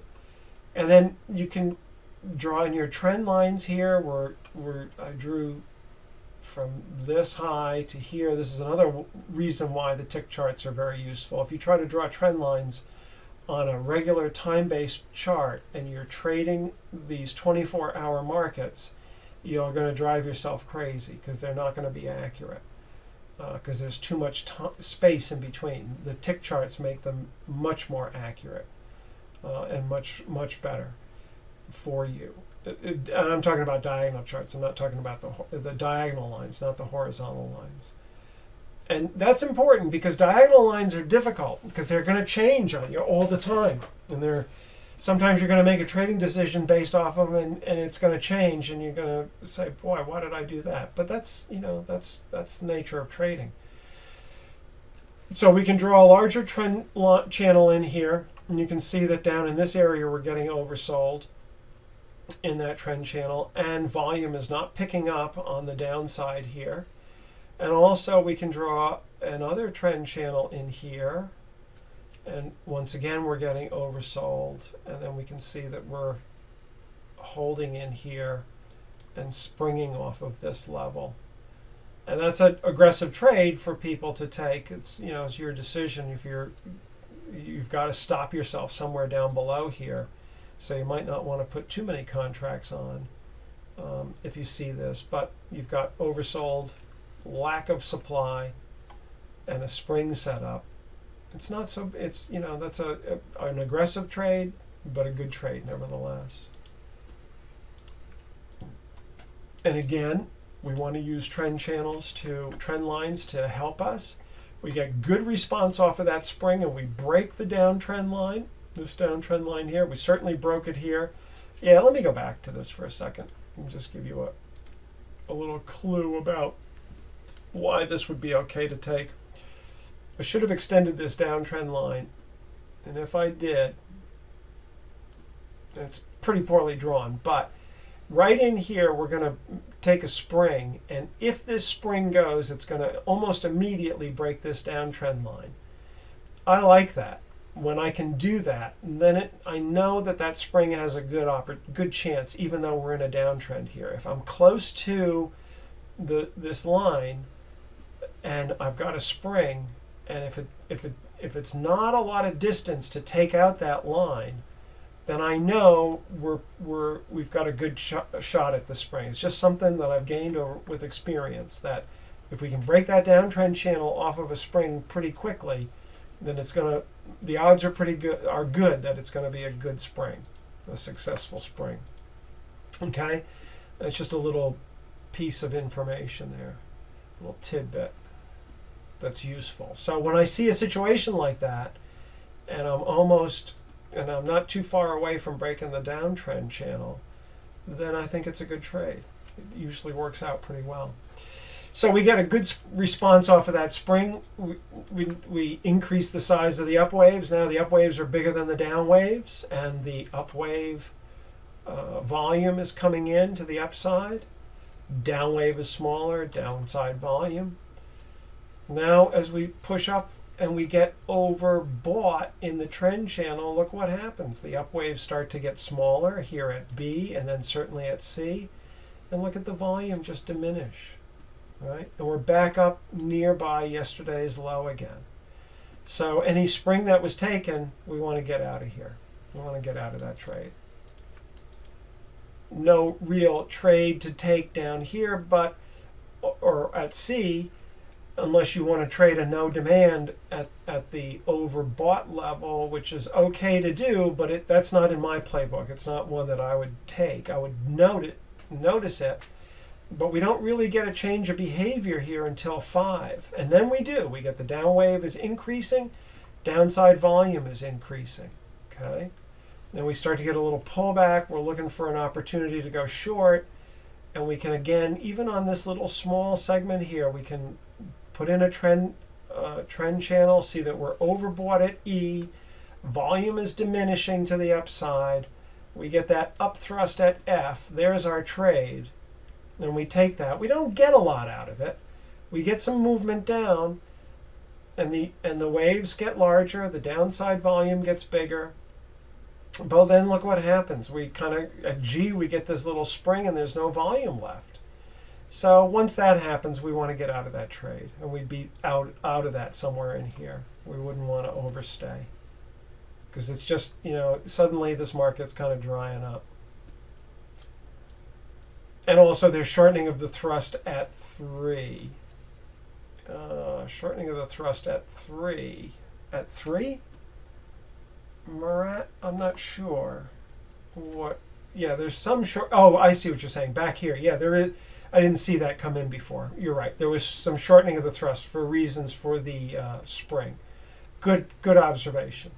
If we were to look, Murat makes a very good point. Let's do that little graphic I think I showed you. Maybe I didn't, but if you look at this here, that's here, and this is here roughly, and this is here.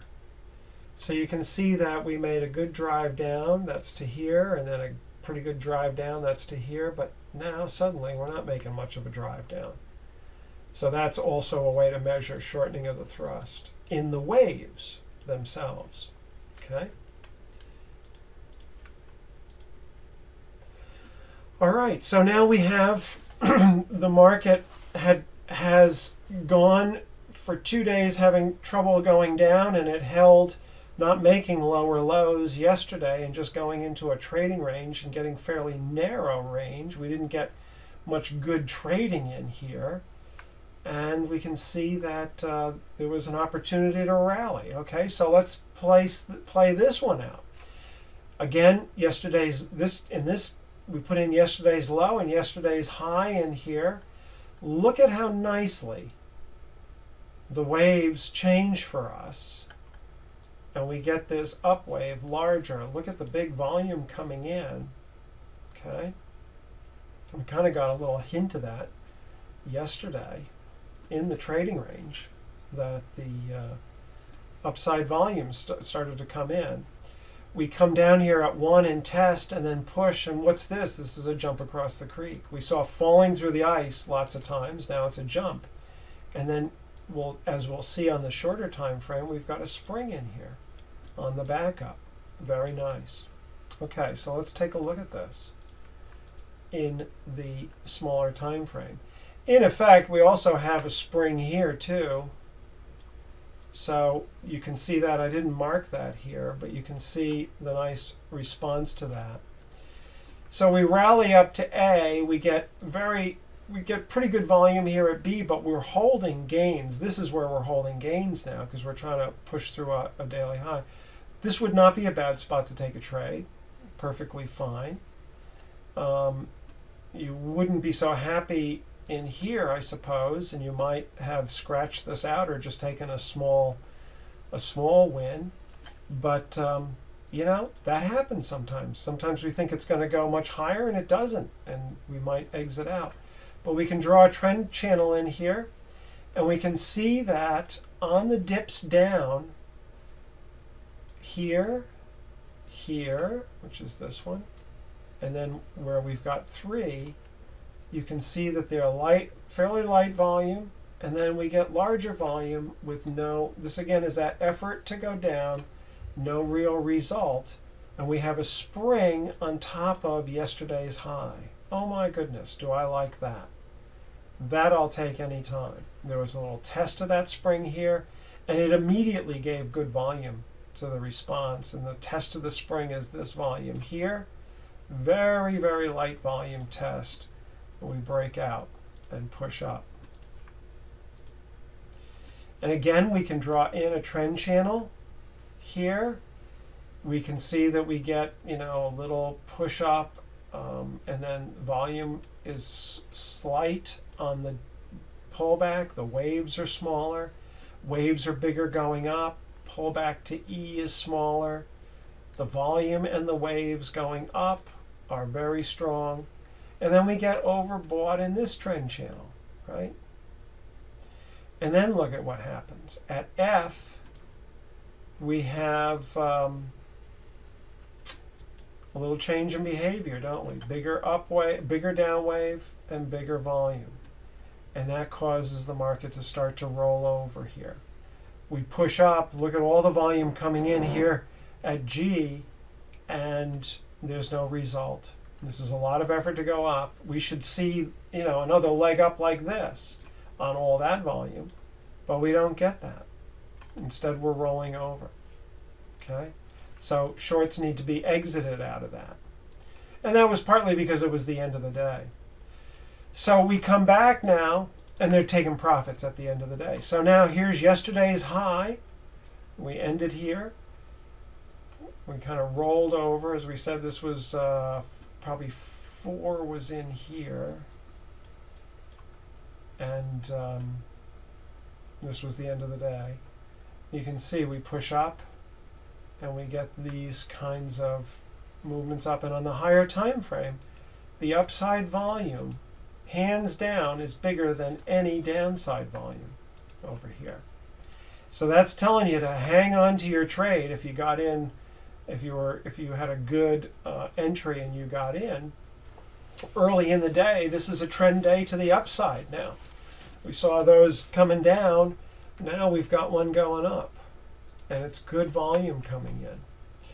So here's yesterday's high. We push up, and then we come back and test, and look at how when we come back down and test, look at, we draw out no supply. If this was going to go down, we would anticipate that the market would pick up volume on the downside after pushing up and then coming down, because this is an upthrust of yesterday's high, but it's occurring in an uptrend. So you have to be cautious about this. And when I see this kind of thing, that would tell me immediately it's okay to buy this and look for a push up above yesterday's high. That's an aggressive play, but it's there nevertheless. Look at the response that we get on the push up. The waves lengthen again, right? And look at all the way up. We get light volume. I just marked those as A. Little down waves, little volume on the down wave. Okay? Then we come to this point 2, which is over here. You can certainly see that there's good upside volume. This didn't even pull back enough on this time frame, but on this time frame it's smaller, it's finer, so we're going to see those pullbacks, and that's okay. That's why I like to use a couple of different time frames at the same time, so that I keep myself oriented properly and not get excited about little wiggles and waggles in the market. Here at 3, what do we have? We have a spring on a down wave with a good effort to go down and no result, period. And on the higher time frame, there's really not a lot of volume coming in. In fact, it's less than the last day of the last wave of the day yesterday. So we see that effort versus result. We have a spring in an uptrend. We've just broken up above yesterday's high. There's no, well, I shouldn't say there's no way, but the odds are very good that that spring will continue, and it does. And it pushes up. At wave 1, you've got volume, but price doesn't go up much. Which wave 1? Which one is that? Maybe back here on this other chart. On wave 1. Every wave 1 for the last 3 days has been a down wave.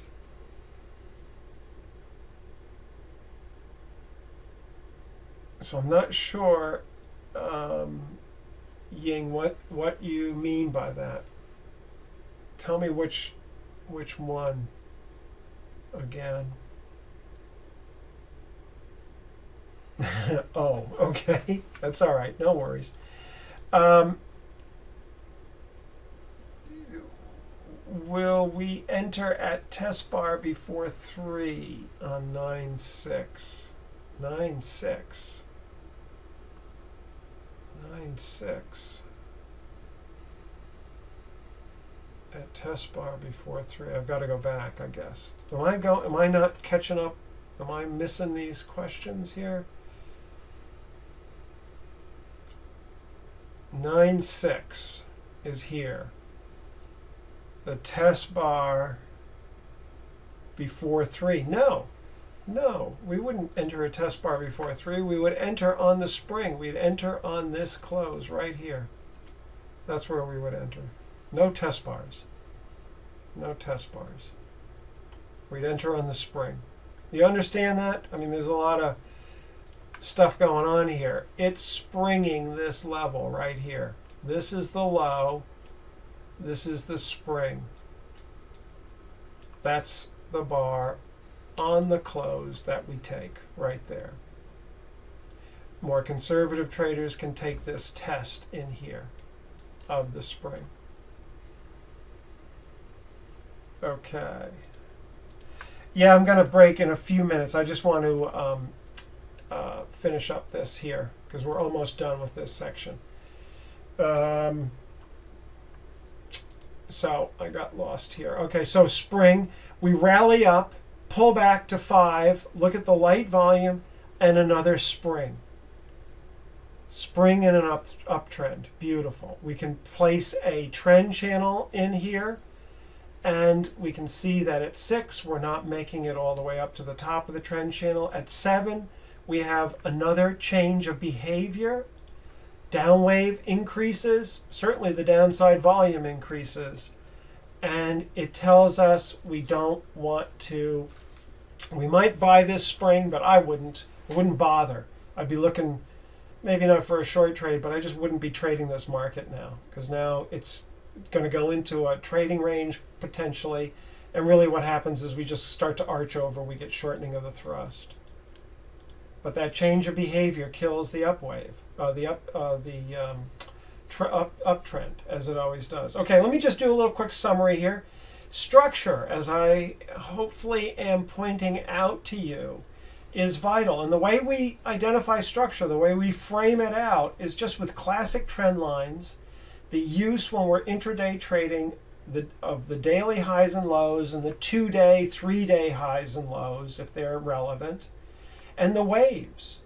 Okay, we can certainly see by the waves when we're in a trend and when we want to stay with those trades that we're in a trend. And we also know when the change of trend occurs. I've talked about changes of behavior, shortening of the thrust. 2 key things in changes of behavior. When the up waves, if we're in an uptrend, start to get smaller, or the down waves start to get bigger. It's all the same stuff, just talked about in different ways. And we're using the Weis wave for this, which is a great, great, great tool. You can see how the interplay of the waves and the volume really work well. And then the classic trade setups. That's pretty much all we talked about here, maybe with 1 or 2 tests or something. But you know, that's the basic, the fundamentals of trading the Wyckoff method. And that's, you know, that's what it is. That's what it's all about. And so we wait for a new low, and we look for that spring. That's right. Okay, so I'm going to stop here, and I think I covered all the questions. If I didn't, yeah, I did. I can see I covered them all. So let's take a, let's see what time it is. It is 47. Let's come back at, do you guys want 20 minutes, like 6:05? Shall we do that? Is that going to be enough time? 10 minutes, people are saying. Which would you prefer, 10 or 15 minutes? Either 6 o'clock or 6:05. Yeah, 15. Okay, so we'll come back at 6:05. I'll see you in 15 minutes then. And resume. Okay, so here we go with the second half of the second session. We're going to just look at this now on a swing trading basis, and we'll talk about the same principles, the same setups. Again, we're going to do a currency. This is the British pound. And we're going to look at these principles over 4 months of they're intraday charts, but I think they're 180-minute charts, so they're 3-hour charts, or maybe it's 240. I forget which, but it's a good swing trading chart if you're going to be trading this market on the swing. And we'll look at the key elements of turns in the markets. We'll also look at a little bit of continuation plays. That's something we haven't really talked about. Clearly the use of trend lines, bar by bar stuff, and the waves. I won't have the waves on the chart this time in terms of the Weis wave. We're going to look at price bars and volume more so than anything else. And this is the British pound, the Great British Pound. And it's just, we'll use structure here, we'll just deconstruct it, if you will. And one of the things that we talk about when we're looking at a market is we look at the waves clearly, and we'll look at those as well. But when a market's making a lower low and a lower high and a lower low, it's in a downtrend, right? We can frame that downtrend out with the use of trend lines, which we've talked about quite a bit already tonight, and we're going to continue to talk about them because they're extremely useful. And again, just when we're in a downtrend, we're going to draw our downtrend line from a swing high and a swing high, the next swing high. And they're going to be the two significant swing highs, right? We might, and then we draw a parallel off of the intervening swing low. Okay, now we might have a trend line that goes like this, and we draw it off. So we draw it off of this point and this point, and we would put it off of the intervening swing low, which would be here. Okay, we might have that kind of a trend line. We might even start, if we were drawing this, we might do this and put the parallel off of this swing low. But then as it moved outside of that and then started down again, we would have to adjust our trend line and do this. Okay?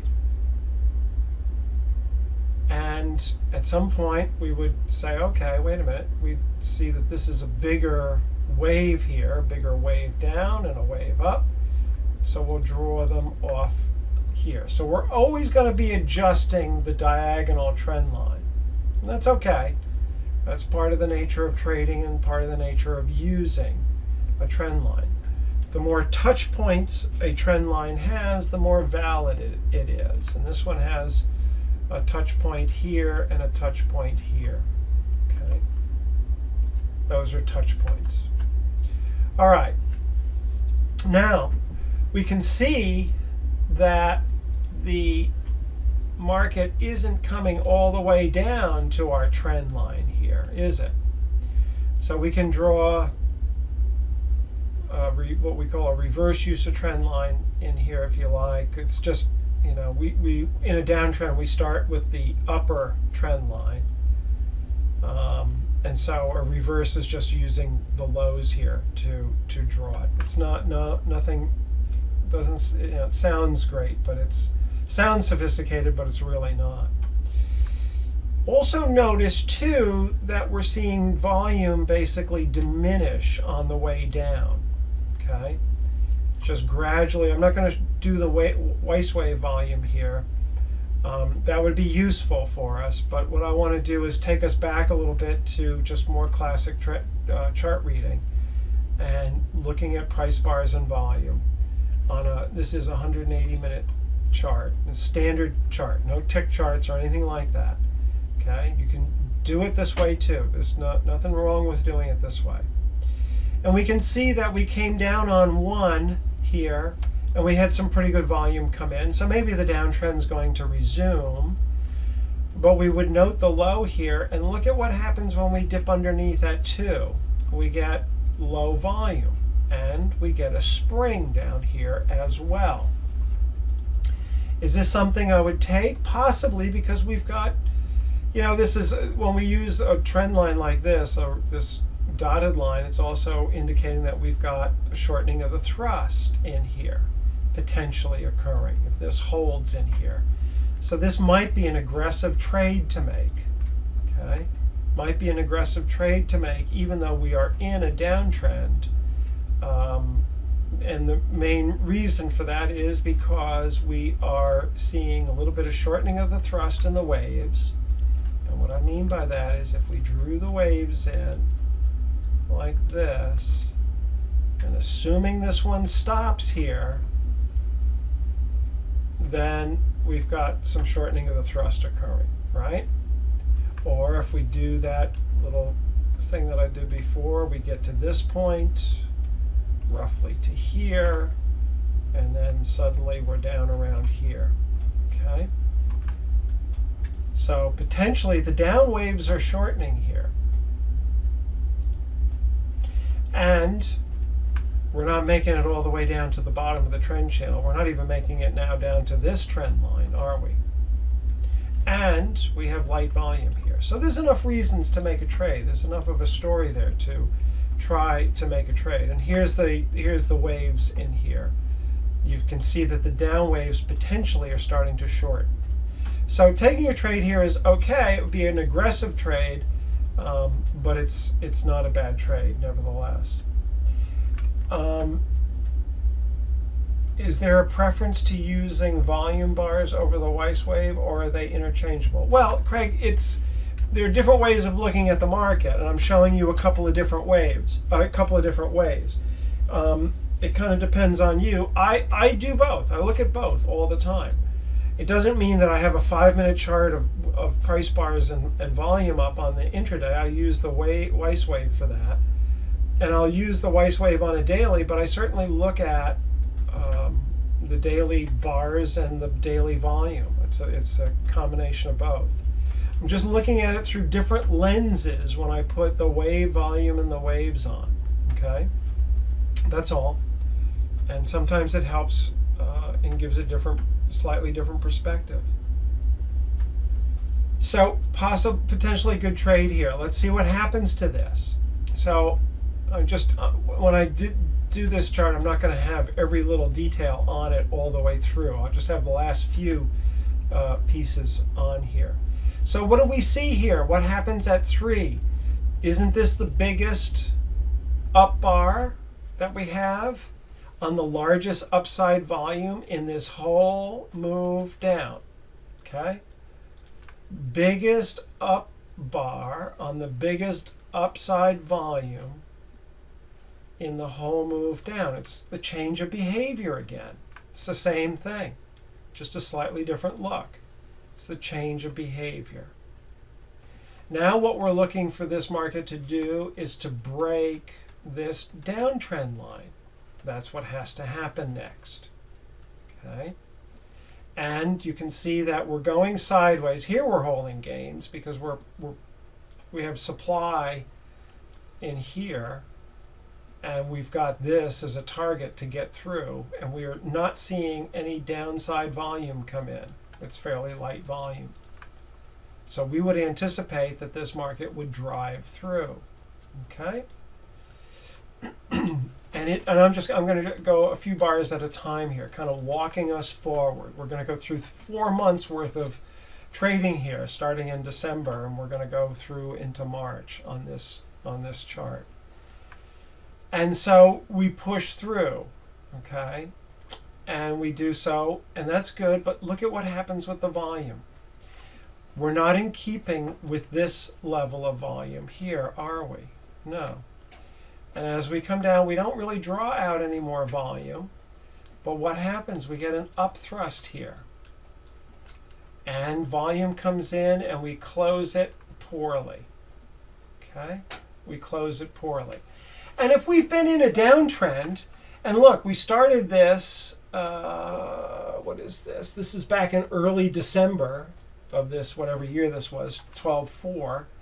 And we're down here at the end of December. So if we've been coming down for a whole month, this market isn't going to turn on a dime like this. It's not going to turn and just go straight up. It's going to do some backing and filling, probably come back down and retest some of this area down here. Okay? Excuse me. So here we have a short opportunity. Now, we're trading off of a 180-minute chart. That's our basic chart here. We could do exactly what we did with the Aussie dollar, where we were using a 1500 and a 500 tick chart. Here we're using a 3-hour chart, so we could go down to a 15-minute chart or a half an hour chart, something like that, and base our trade off of that. Okay, but we won't do. I'm not going to do that here. It's not part of this. But certainly you can do that, and you saw the techniques used, and they're the same techniques, same method here as we would be using, as we used on the Aussie dollar, as we discussed that with multiple time frames. Now, notice that we have broken decisively above this downtrend line. And we had shortening of the thrust in here. And we had a change of behavior. Right? Break the line.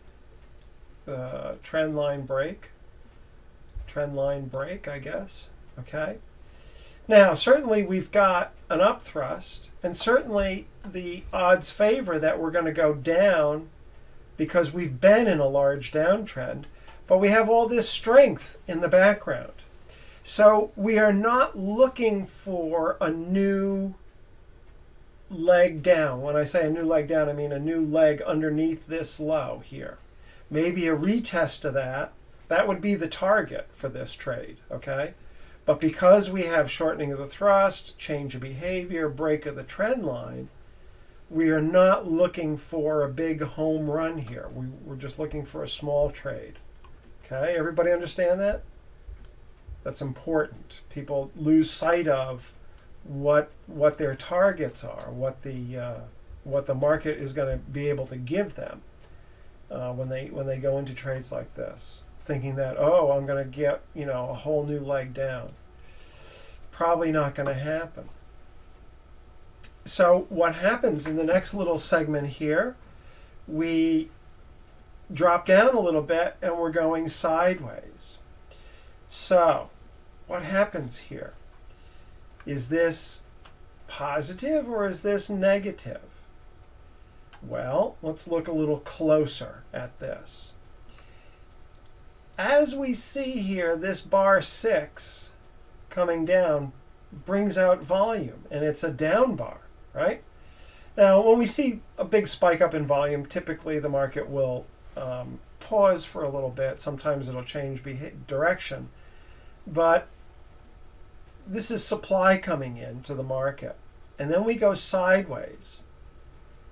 And as we try to rally up on this, well, even the bar after 6, no success. 3 bars after 6, no success. The next bar, no success. And then what I labeled bar 7, no success. And bar 7 is a small up thrust, right? We call this a hidden up thrust because it's a little difficult to see on this time frame, but if you went to a smaller time frame, you would see that, let's say we went down to that 30-minute or even a 15-minute chart, there would be a high here that the 15 or 30-minute chart comes back up to, revisits, and then up thrusts. So we call this a hidden up thrust or an up thrust on a smaller time frame. It really doesn't matter what you call it, just as long as you understand what as long as you understand what the market's doing at this point. And this is a nice location for a trade. It's an up thrust on a smaller time frame. Okay? And again, you can drop down to that smaller time frame or not. You can still read it here. And so we would anticipate that this market would fall a little bit further. And it does. Okay? Now, what's it doing here? If you look, we have this big drive up here from this small little spring. And the odds are that we're testing the supply in here because there was good volume. And the question is there any more? We've been in a big down move. Is there any more supply left? And so they're coming in here and testing. But look at this. This is rather difficult to figure out. We've got up bars here. I've labeled those as 8, right? And the last one is on the high volume here. Yet we have a lot of down. Every time the market tries to go up, it's having difficulty. Okay? When it goes down, it pops up. But when it goes up, it bounces back down. It falls back down again. Because we're moving down and we have lower high and lower low, the odds favor this will continue to go down a little bit more. Maybe to test the lows down here. We don't know. We'll have to see. Okay? I'm sorry, Terry, I didn't see the thing there. Can this be an absorption period of supply to the left on 1219? Supply to the left, 1219 would be in here, I guess. Are you talking about this or are you talking about this? If you're talking about this, yes, that's probably some absorption here. If you are talking about this, no. That's too wide of swings. When you see absorption, you're seeing a very narrow range. You're very narrow. You're holding gains in there very well. This is not holding gains. We're chopping up and down in here. Okay, good. Glad you understand that. Good. So let's go a little bit further. And what happens down here? We do go down lower, right? But we're not making lots of big progress down, are we? Let's frame this a little bit with the downtrend line. As I said, we were making lower highs and lower lows, so we can put a trend channel on here, okay? And we can put a horizontal along this level, and we can notice that we have it's kind of hard to show this one.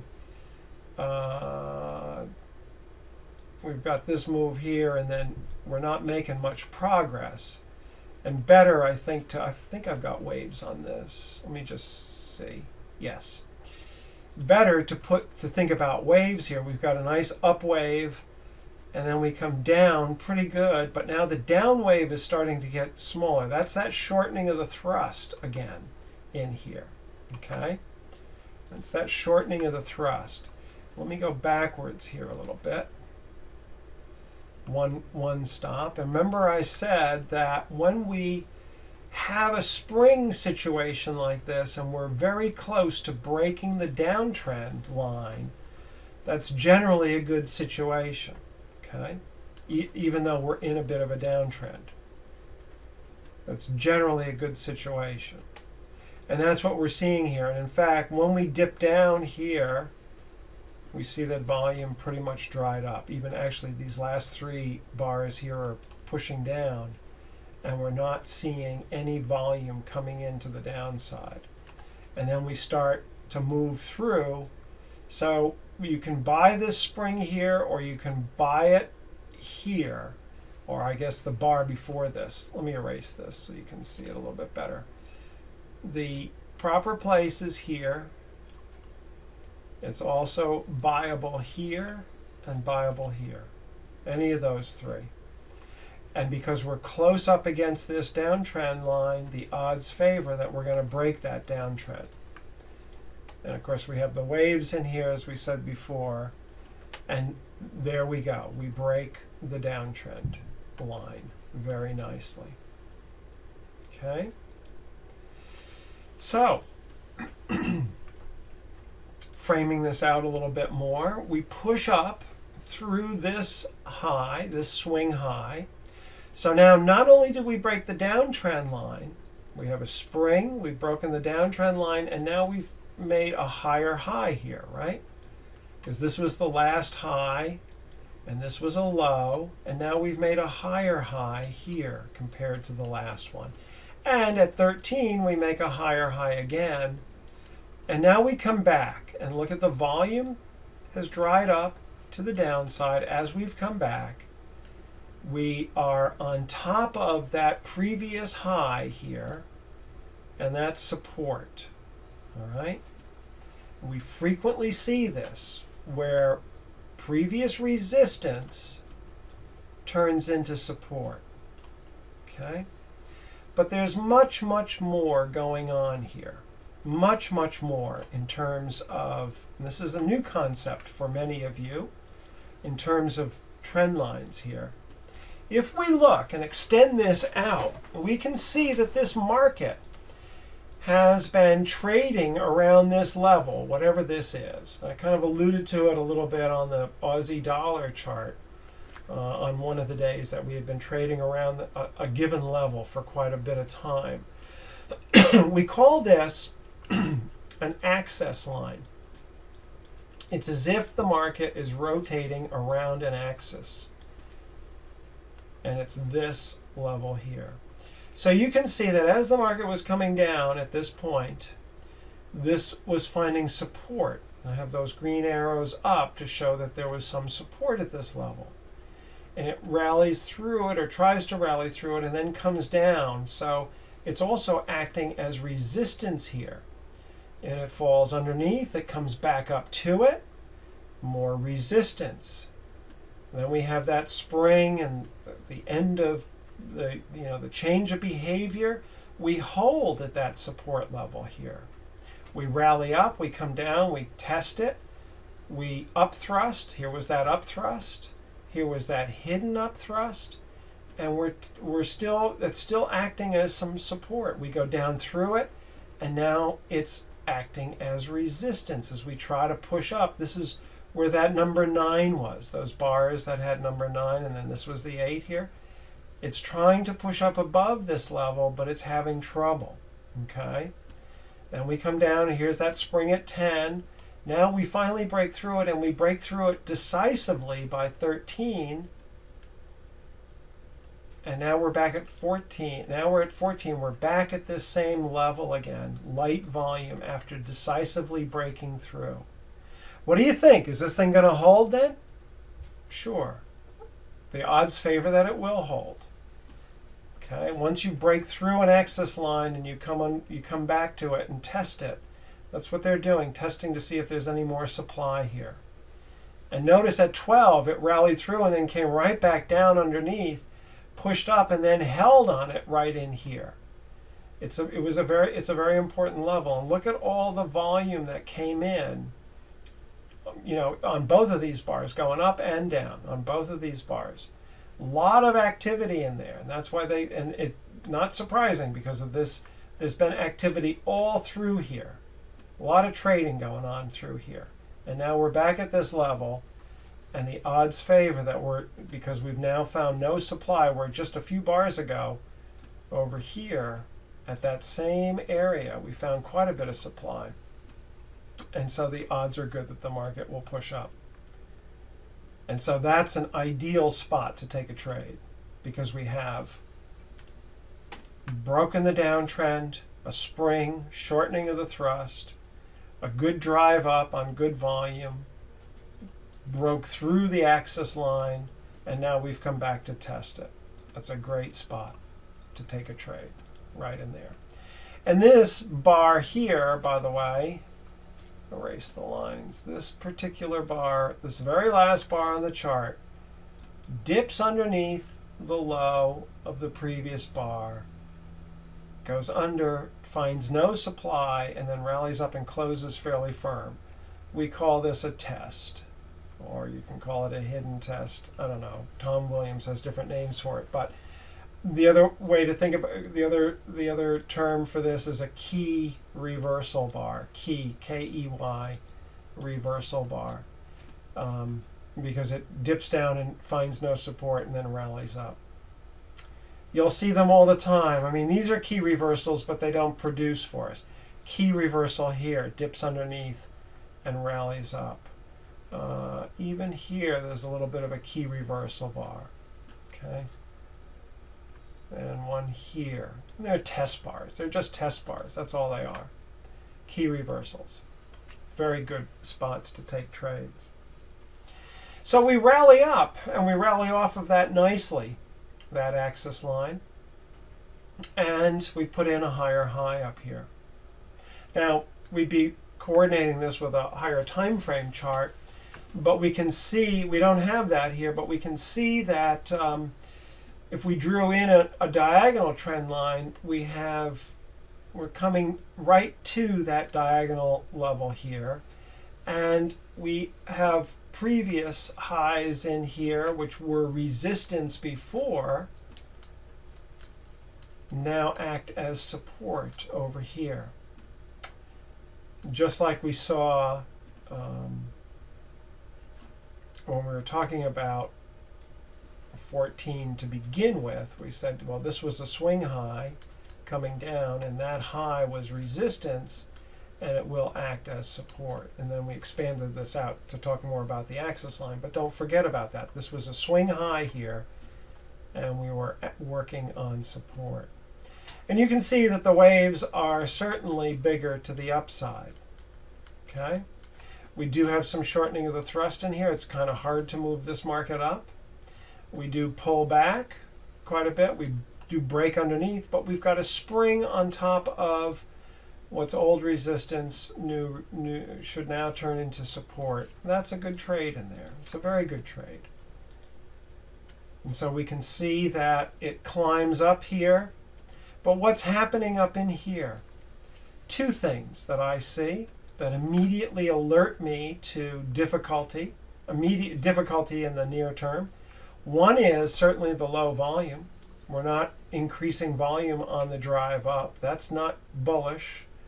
That means that they're not following price up. The other thing is that we're not coming all the way up to the top of the trend line, are we? The trend channel.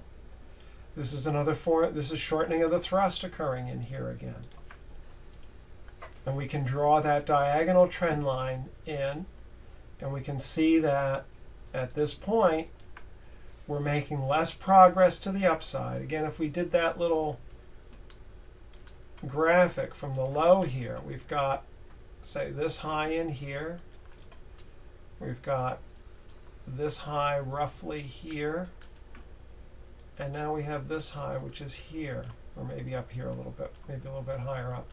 But you can see we made all this progress, and we made this progress, and now we're at the top, a mature trend, right? We've been going on in this trend for a while, for several days here, and we're not making much progress, and the volume has gotten lighter in here. So my stop on this, I'd be jamming it right up underneath here. Probably right on these lows, right on that low.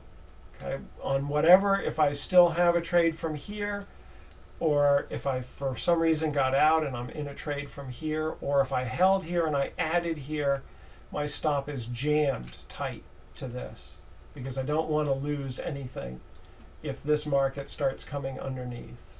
Okay. And so what happens? We go a little bit higher, not much, and we come down and look at the volume coming in. We don't really quite have the biggest downside wave here. You can see that it's basically about the same size as the last one and even the last one. But we've got that change of behavior because every time this has come down before, the volume's dried up, and this time we've got bigger volume coming in. Not a good sign for this market. And again, you can see that the up waves are starting to shorten up here. And we did that little graphic that kind of explains it maybe even a little bit better. But you can see that this wave is not the same size as these two. It's gotten smaller. So we're alert to that. Okay. And what happens? Would I trade in here? No, I'm just alert to it. So what happens? Clearly a change in behavior now, right? Look at the downside wave here coming in. We could see it up here. And in fact, we could see that there was trouble in here by looking at the waves and looking at the shortening of the thrust and the lack of volume. And then if we hadn't gotten out of our trade up in here, we certainly would be out somewhere in here on all this volume coming in and this ease of movement down. Okay? But now clearly we've got a good solid wave to the downside. Big downside wave here. So let's see what happens with this. But we're also, if we construct a downtrend line in here, a downtrend channel off of the highs, here and here. We might start here, but we might do something like this, but we've got to adjust it. Okay, and we make that adjustment if we do, and we can see that we're oversold in the trend channel. Now I didn't put this in, but you can certainly see that if we drew this line here, we have fallen through the ice. If we drop down to a smaller time frame, we've fallen through the ice, and we have opportunities here and here for trades to make on a smaller time frame. If we went down to a 30-minute or a 15-minute chart, okay? And we did all of that, lots of that with the Aussie dollar. So I'm not going to repeat it here, but you can. One of the skills that you want to develop, one of the things that we were doing in deep practice on Thursday night, was looking at monthly charts and identifying what was going on the daily from the monthly or on the weekly from the monthly. You can do the same thing here. You can look at this, and this is a 3-hour chart, and you can draw this trend line across, and you can say, what's happening here? Well, this is on a 15-minute chart, this is a nice upthrust. 15 or a 30-minute chart, right? There we have an upthrust. And you can see it's helpful to be able to see into the market, into the time frame when you're looking at larger time frames. Okay? So we've rallied up, and we've also broken that downtrend channel. So not necessarily a great spot to take a trade in here. However, clearly the down waves have increased in size. So we look and we see that we've now developed into a trading range over the next week or so. And we come down, we sprung. That could have been a trade, especially on an intraday basis if you were trading it. You might trade it on a swing too, because we have broken this downtrend line. You might make a quick swing trade here, just trade on the turn. You have to be really nimble with this and fairly close to the market if you're doing this on a swing basis. But we can see now a trading range has developed in here. Well, let's take a look at this in a little bit in some detail.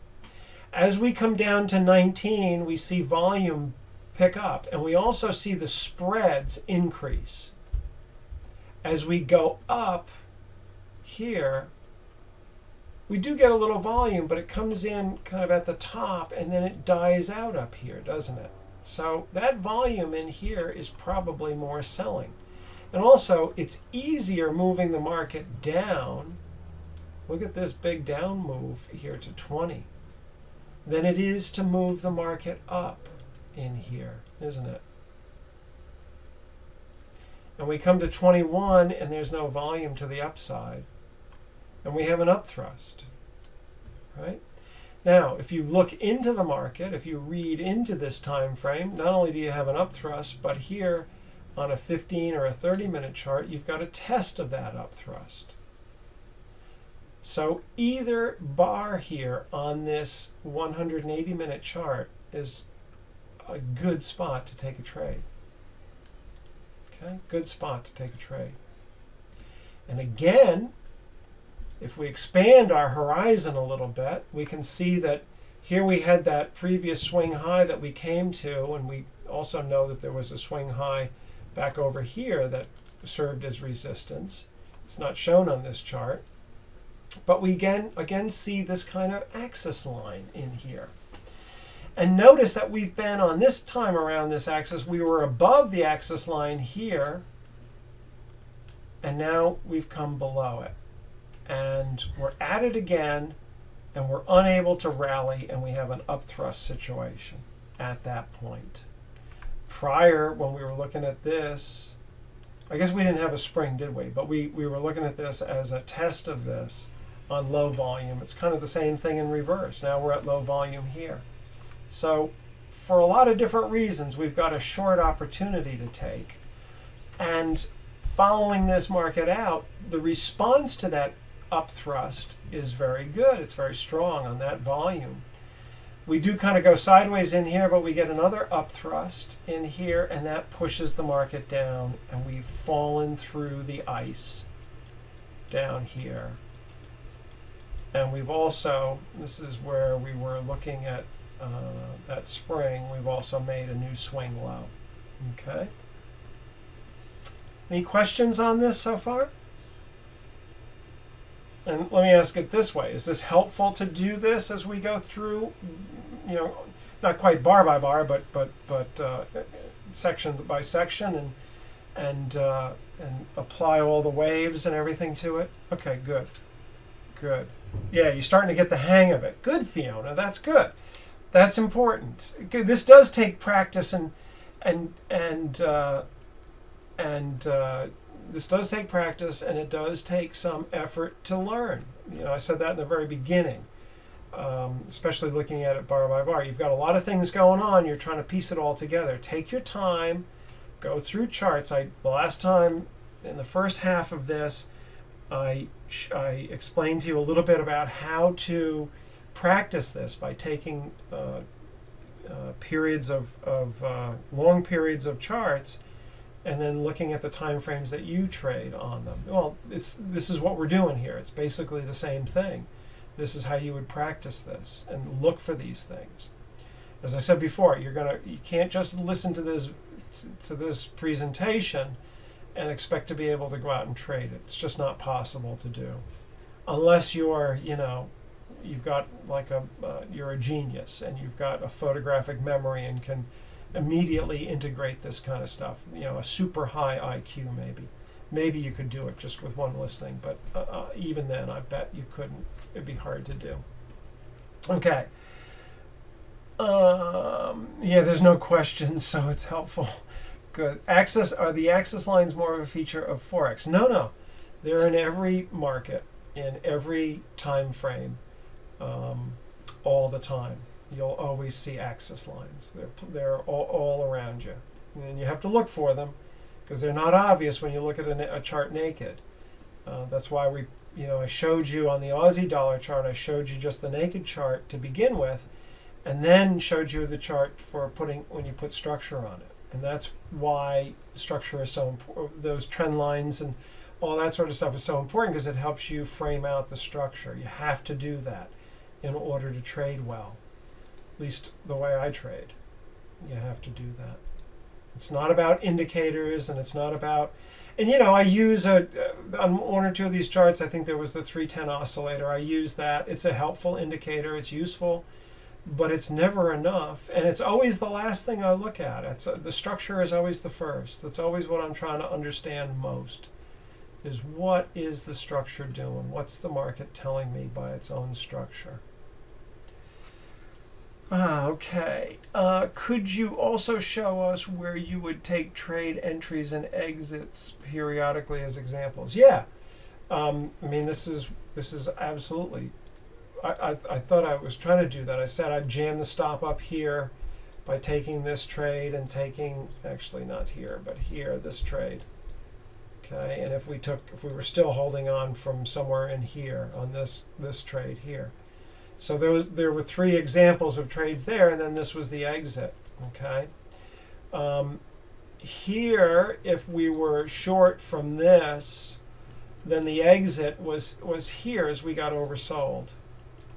Okay, in the trend channel. If you remember, this came down and it got oversold in here. That's the exit. You know, if I traded this on the spring, which I wouldn't, I don't think, the exit, I'd be looking for it to exit here.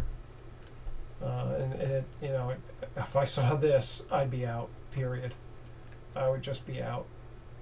You know, if I see this kind of shortening of the thrust and then a big price bar down, bang, I'm gone. Here, I'd probably look at this and say, okay, I want to be out on this bar here, the short from here, this up thrust here.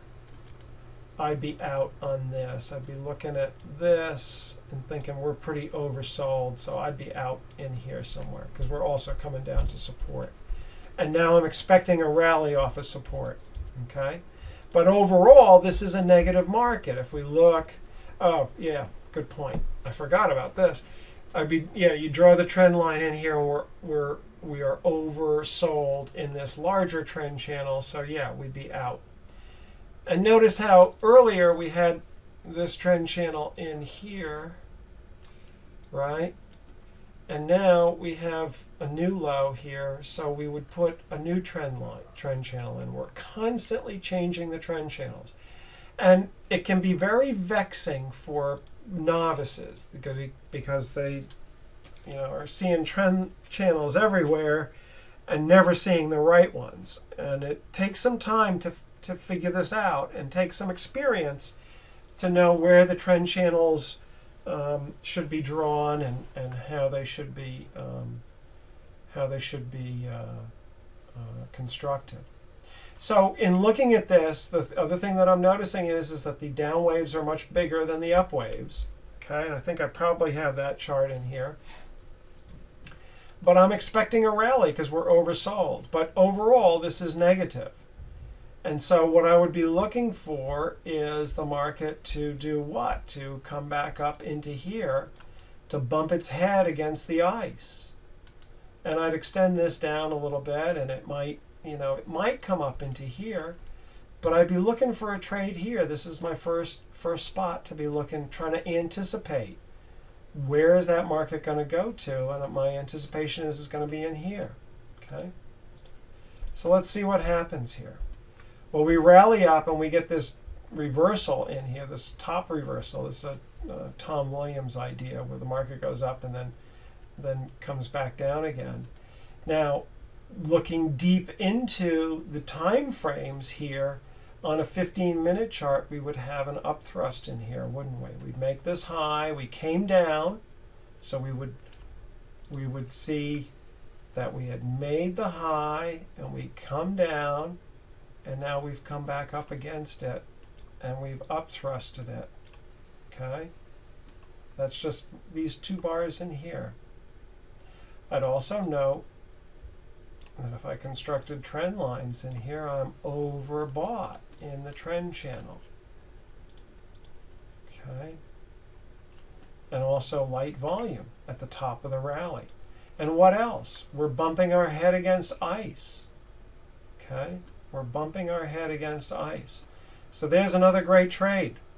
And look at, we've got down waves are still bigger than up waves, even at this point. So there's my trade in there. Okay? Then we come down to and make nice progress coming down. We would construct another trend channel. I'm oversold in the trend channel. I've got light volume. I've got a small spring. We're close up against the trend line.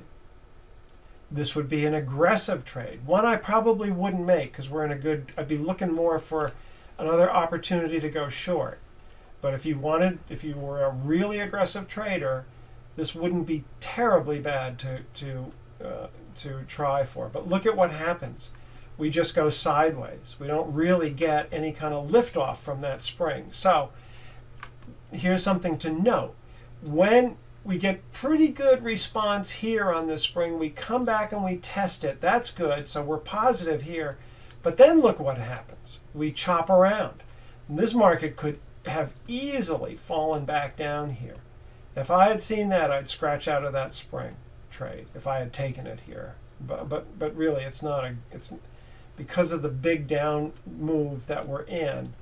It's this is not likely to change the market. I'd be looking for a trade probably up into. I got a little ahead of myself there. Probably up into somewhere between this low here, which it did get to, and this low here. Be looking to, and seeing this kind of bar here or this kind of bar, an up thrust, I'd be out of there. But anyway, let's go back with this. So we come up, we are again at the ice level, or this isn't really quite ice because we didn't do a large trading range, but where we had resistance, we're now coming back up to support, and we're getting an up thrust in here again, right in here. It's kind of going back and forth. Tries to hold initially, but this is negative. Dipping down like that on high volume, then it turns around and closes on its low. And again, the down waves are still dominant here. We have more time here. This is one of the reasons why I don't pay too much attention to time in the waves, although Wyckoff did. There's a lot of time here, but we're just going sideways. We're not really making any net up progress. Yeah, no ease of movement up. Right, there's no ease of movement up. And so what happens? We start to slide down again, and we come down. And look at where we are here. Right here, where are we? Think about this. Now we're dropping down through the ice, and now we're backing our head back up against the ice. We can draw a small little uptrend channel. You see the same stuff over and over and over again. This is the way the market works. We rally up, we kind of hold in here, we push up, and look at the volume. There's just not that much volume there. So there's where you want to, there's a trade to be made. Again, the wave structure shows that the downside is greater than the upside here. And look at what happens. We come right out of that, and we come down, and now we're down into this area here. What, if anything, does this look like to people? What might that look like?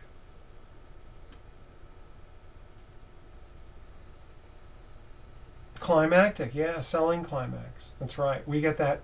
We've been in a mature trend for months now, 3.5 months since the top of January, 4 months. And now suddenly we get this accelerating move down on wide spreads and very large volume. And look at the close on this. That's most likely a selling climax. And what we can do with that, however, is we can construct a trend channel, and we see that we got way oversold in the trend channel. So that's not a surprise to see a selling climax occur there. So any trades taken here, nice little up thrust here, right? Can you see that on the smaller time frame? Then it dips down and kind of tests it there. Any trades taken here or here or here must be exited on this. Okay? Must be exited here. Now, sometimes the market will just come up and roll over and go down a little bit further, but there's too much buying in here. There's too much buying in here. A couple of questions. Is it easier to see the springs and the up thrusts on the tick charts rather than time charts? No, not really. The tick charts, for me, here's the thing. They're very helpful in using them to see the structure in the what I call the overnight market, which is the European and Asian sessions of the 24-hour markets. The tick charts help because the volume still isn't there to give us the good volatility and the good structure. So they're very helpful to do that. Now, if you're day trading on any of these sessions and you use tick charts, you don't want to be jumping back and forth between tick and time-based charts for the same time frame. So in other words, you don't want to be going on the S&Ps a 3,000 tick chart and looking also at the 5-minute tick chart, 5-minute time chart. You can do that if you want to, just to kind of see what the volume is doing on a bar by bar basis. You can consult that from time to time. But I found it's really not even worth doing that after a while. You don't really even have to do that the tick charts are good enough as they are. And I don't mean it good enough as if they're second rate. They're perfectly fine. They're perfectly fine. So, any other comments or questions on that? But yeah, that would be the place to exit out. So, we've gone through 4 months here. And let me just give you some comments about this. All we're doing here, we're just applying this to one market and one time frame, just looking at trend lines. And we introduced the idea of axis lines, which are really potent pieces of information that few people understand. In fact, few people in the world understand the Weiss wave, and few people understand axis lines, and few people really understand Wyckoff, although more and more people are coming into it. I've been using the Weiss wave since David first showed me that in 2006, and I'll bet there weren't more than 4 or 5 of us using that up until recently when he decided to make it public. He asked me, he said he would show it to me, but never show it to anybody else, and I never did. One time I had it on my charts, and I was teaching a course, and somebody saw it, and I had it on there by mistake. I think I was showing a live chart, and that popped up, and somebody said, "What is that?" And I said, "Well, I can't tell you about that. It's something that I use, but the person who created it asked me not to even show it." And I felt bad that I even showed it, that I even revealed it that way.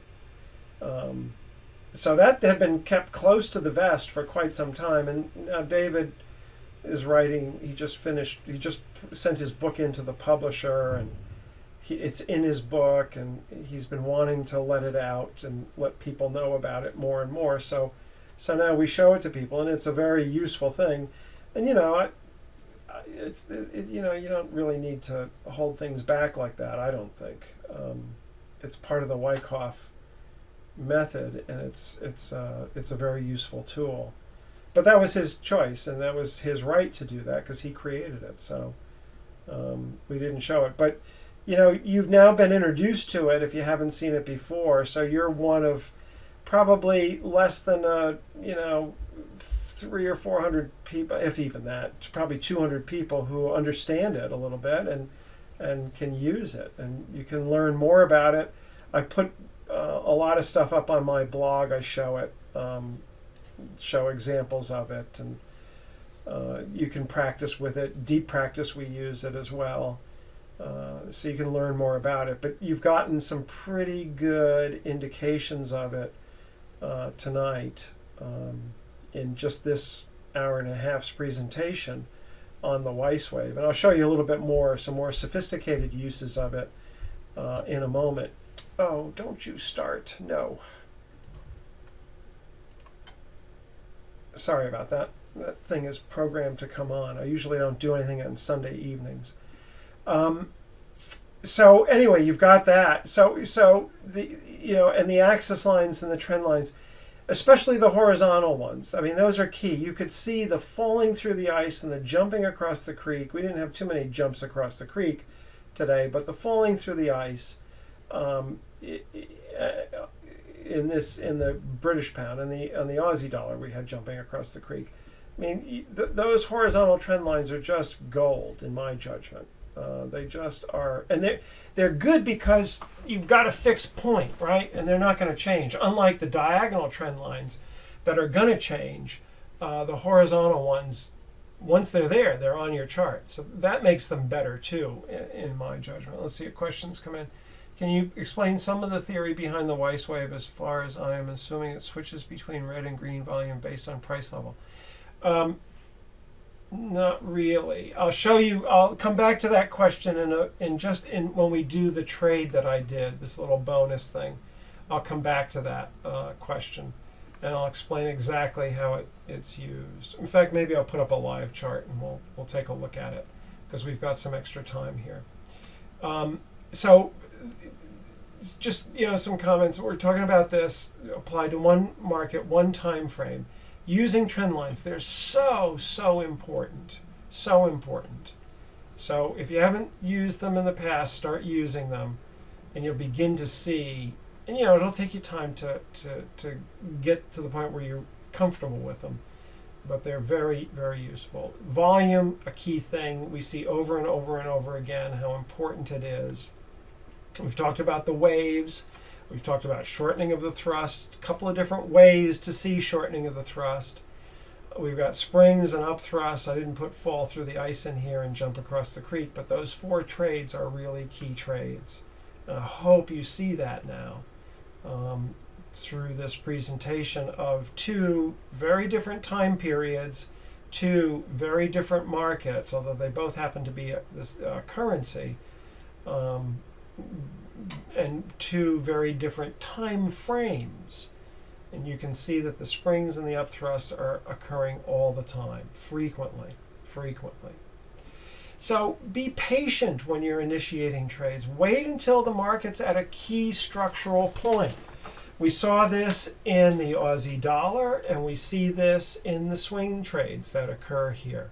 And days will go by, and that's okay. You need to be patient. It's one of the most important lessons a trader learns is how to sit on their hands. One of the most important skills is how to sit on their hands and not have their hand on the mouse ready to press the button, either buying or selling.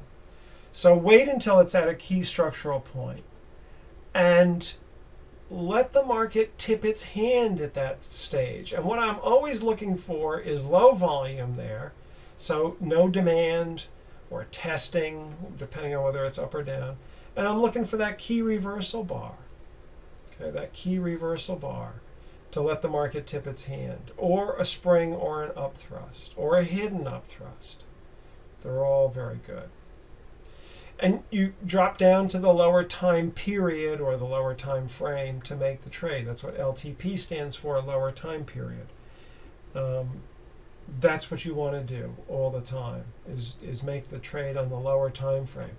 Don't be looking at the lower time frame. Don't be focused on that and working to work trades off of that.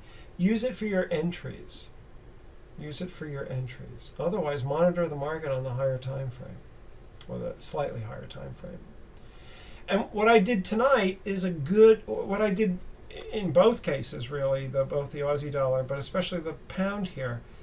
It's a good model for your own practice. As I said before, get lots of data and just go through it and start marking up your charts. And then once you do that, get more data and go through segment by segment, bar by bar. Hide the bars from view and then walk through them, walk forward through them, and see what you can see. That's how to practice. And as I said, we do this in deep practice every Thursday nights. The cost is fairly inexpensive. It's less than $100 US for a month, and we do 4 weeks every month in this. If there's 5 weeks in the month, sometimes there is. It's like every 3 months. We take that off. We find that everybody needs that break, especially me. But it's helpful for everybody to take that off. And we usually take 1 month a year off as well. But we just had our 75th. I didn't realize it. I should have said something last night. or last Thursday, we did our 75th deep practice session. And I've got most of the people, not everyone, but many, I should say, many of the people have been in there since the beginning and have never left, which is nice for me. I mean, it kind of speaks to the value that those folks see in it, I think. So that is there for you if you're interested. But you can do it on your own. You don't need to do it. You don't need to have me do it. Okay, let's if there's any other questions on that, I'll be happy to address them. But let me see a couple of things here. First of all, let me just close out of some stuff and pull up a chart or two and give you some more ideas on this Weis wave here. Yeah, here we go. Now, this is going to be a bit of a problem because you're not going to be able to see it on. Okay, let me see if I can do this. The screen, the recording that I'm making is a little bit, I wasn't planning on doing this. So the recording is not,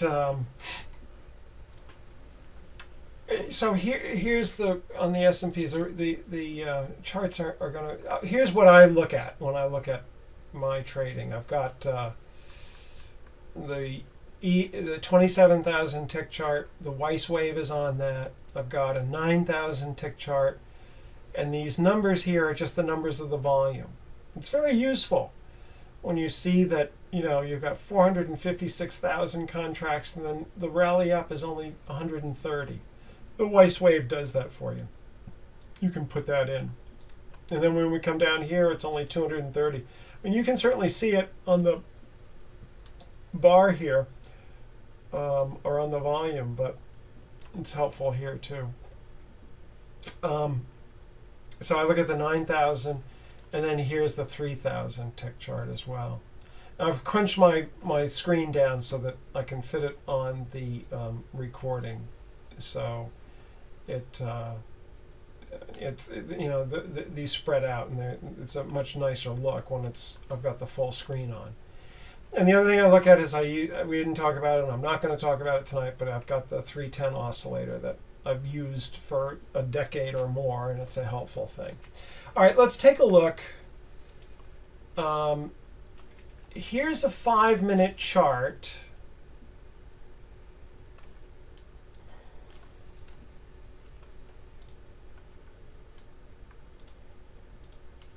And we'll put volume on here, okay, like this. So here's the overnight, and you can see this starts at about 1640 hours. So what is that? Oh, this is Sunday night. This is tonight. In fact, this is trading now. So you can see the overnight. Compare the volume. It doesn't even show up on the screen until I get rid of the US session. And I'll just do that here. And it will pop up. But you can see 890 contracts. What's this big bar here? 2,214 contracts. Okay. Look at this. 102,000 on a 5-minute bar. This is a 5-minute chart. Okay. Even down here, more average, 15,000 contracts. Right. 15,000. Even this small one, 8,500 contracts. And over here, it's 600. That's the thing. That's what I'm talking about in terms of the overnight. It's just not there. Okay, it's just not there. And if we look on the 3,000, wow, look at this. Right, it's just these two bars here. It compresses all of this data down into a couple of bars. Why? Because this is not tradable. Right in here. So we rally up, and now we've come down. Now I'm sorry. We're looking at this here. This is okay, so that was yesterday. So this is so far what we see tonight. let's go back to this. Let's try to figure this out here. All right, so 2 o'clock in the morning on the 9th, 13. Okay, so here we are here.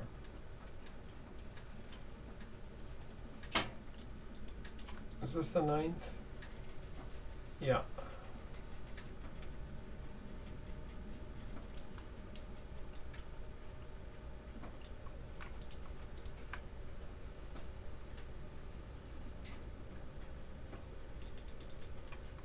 Yeah, here's you know, you can see this in here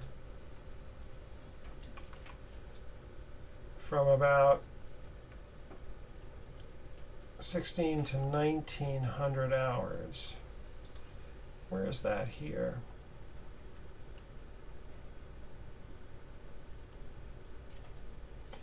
Why am I not able to do this? Why do I have such confusion here?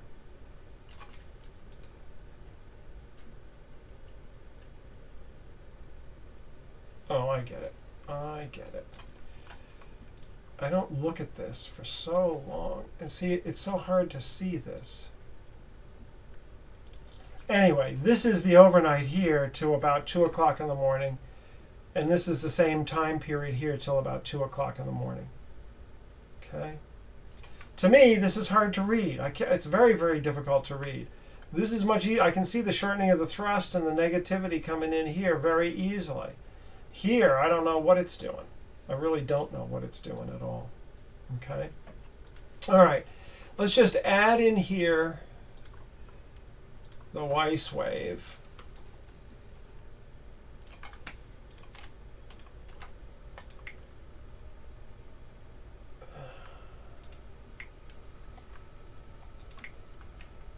And I'll make this stronger for you so you can see it. Okay. These, you can see these. All right, let's go to a day. Let's just take any day here.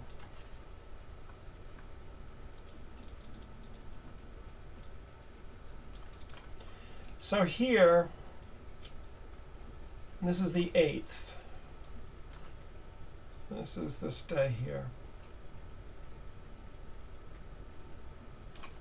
At around 12 o'clock. Okay, so we're coming down pretty choppy down here, right?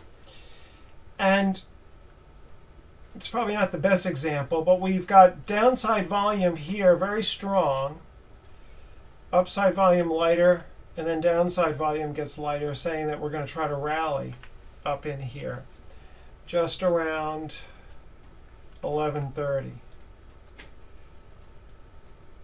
Well, look at this at about the same time. You know, it's hard to read this in here, but when you've got the wave volume in here, you know that we're going to try to make a rally in here. Not a great rally, but you know it's going to try to rally. See if I can find another example that's helpful in here. Let's go a little bit further during this day into 15, okay, about 3 o'clock.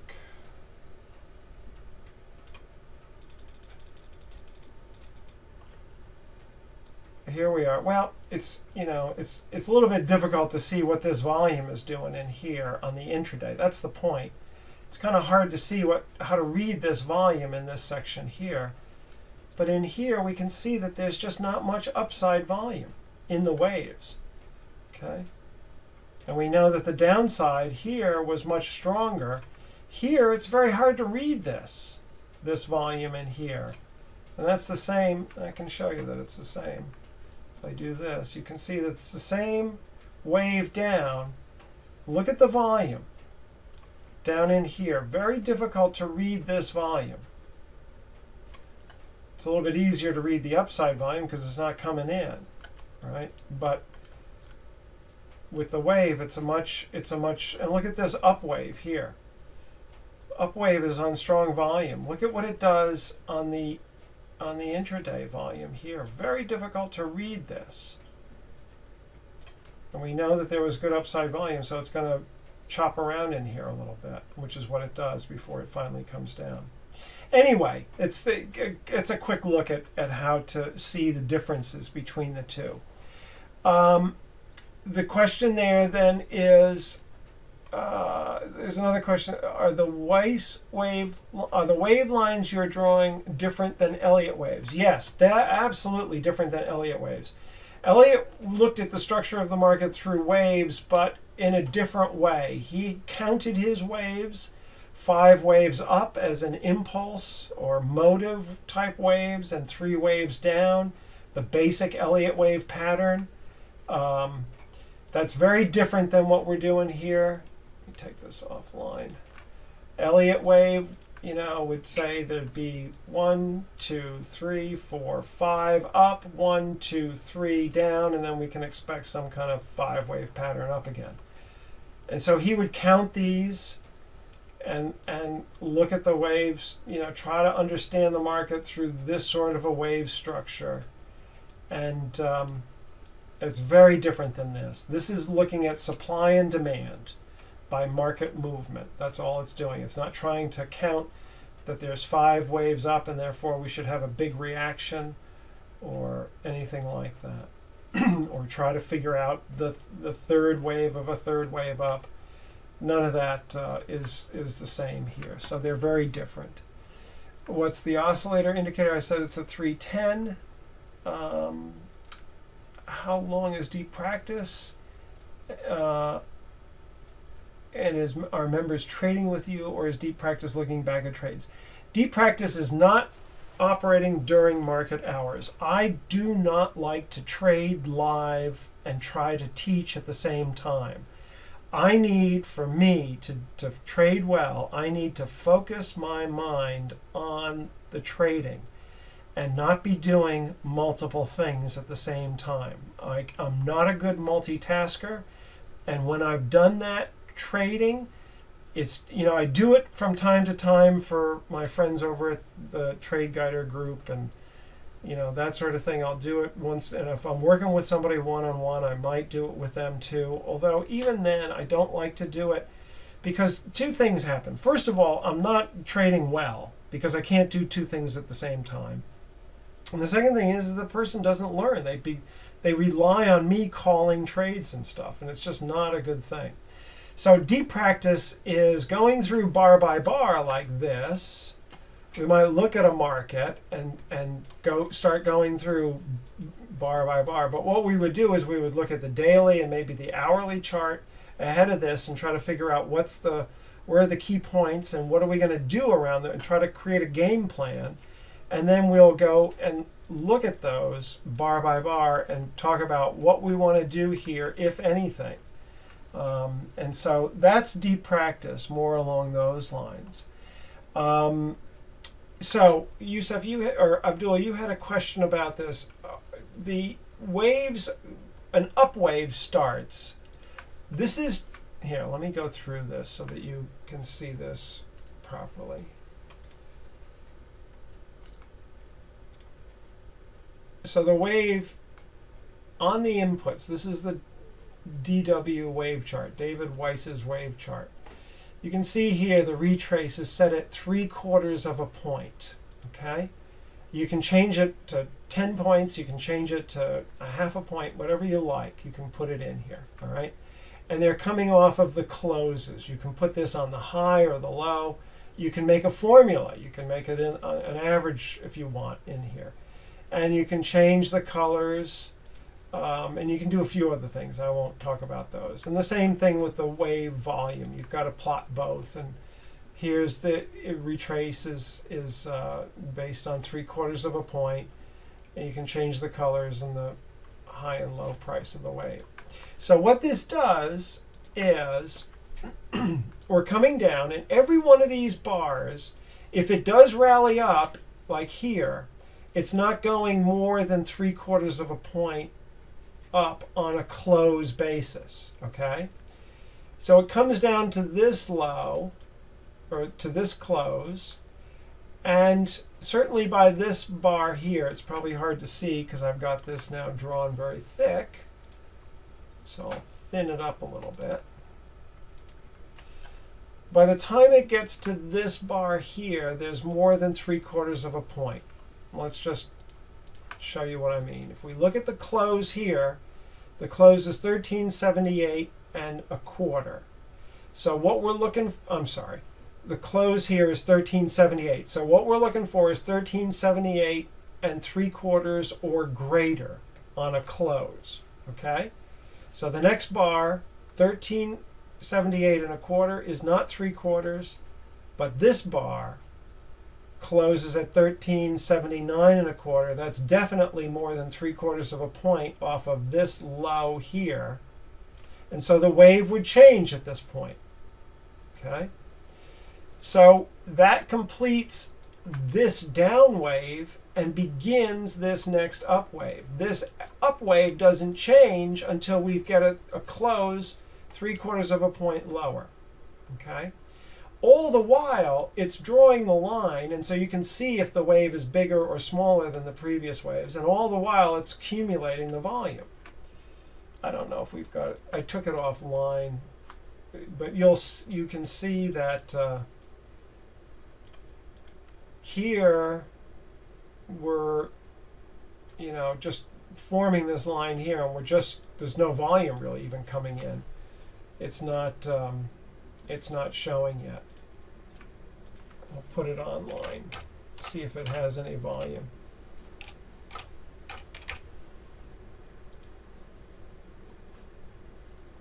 It may take a moment. Yeah, there's not really. Okay, so it moved a little bit, but there's no real volume coming in. Okay, and it just changed from an up wave to a down wave because the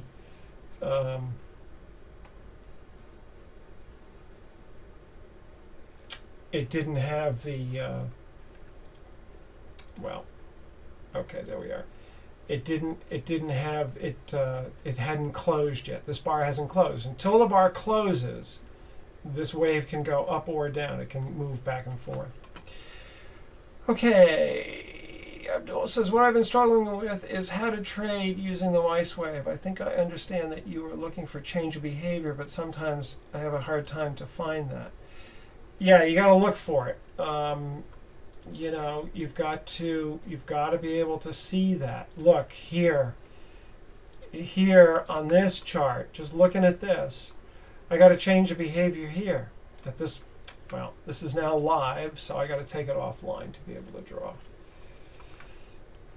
and hold this. So this is a change in behavior. This wave down has gotten bigger here. So now I'm looking for an opportunity to go short, and here we are. On this push up, I have light upside volume.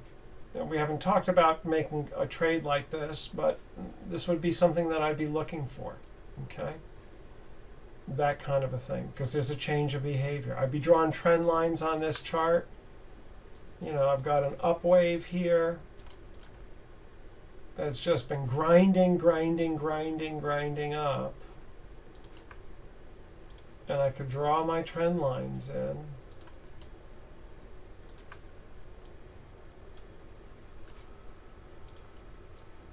I mean, this is the basics for using. And I can see I'm not getting all the way up here. I'm getting some shortening of the thrust.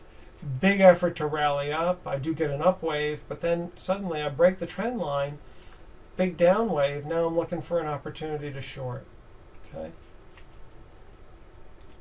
Am I calculating risk reward ratio before the trade, or just go in when the proper trade setup occurs?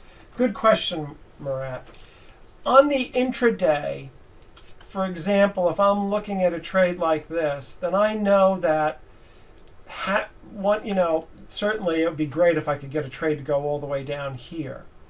But I might cut this in half and say the halfway point between this low and this is a typical point for where the market will often stop. So I might look and say, okay, do I have much of a trade here? Well, if I got in, say, at 83, about here, and I was able to trade it down to 76, give or take, 77, and that's a 6-point trade in the S&Ps. That's not bad. I'll take that trade, sure. and I might have a 3-point stop on here. So a quick calculation, I've got a 2-to-1 risk reward. If I'm risking $1, I'm apt to make $2 on that risk. That's not bad on an intraday trade, so I'll take that. I'm not, I think in those terms about where am I. If I have, let's say that this, for example, was an up thrust here. It's not, but let's say it is. And I was interested in taking this trade, then and I see that this is the low here at 76, and I'm at 84. So there we go again. I could take that trade. I would. That's how I typically do it. I'm looking for where's the logical point to exit this trade. It's going to be at support or resistance or something like a halfway point. Those are the basic ways that I do it. And no, I don't use Fibonacci. What data feed am I using? I'm using TradeStation. I've been using it since 1999. I've used lots of other things, but this is a good, solid, professional level trading platform that I can do an awful lot with, and I like it. So, Brian says, sometimes I get caught out by the following. There's an uptrend in place with maybe 2 good up waves. Then a large selling wave comes in, not as big as the volume on the up waves, but decent. The angle, however, is shallow, so I would view this in 2 ways. Potential bearish change of behavior or no result from effort from the sellers, therefore just short-term profit taking. Any views on this? Yeah, I would say it's probably, if it hasn't broken a trend line or it hasn't clearly gotten larger than the previous down waves, then the odds are good that it's just profit taking, and especially if it's got big volume and just going sideways. Let's see if we can see an example here.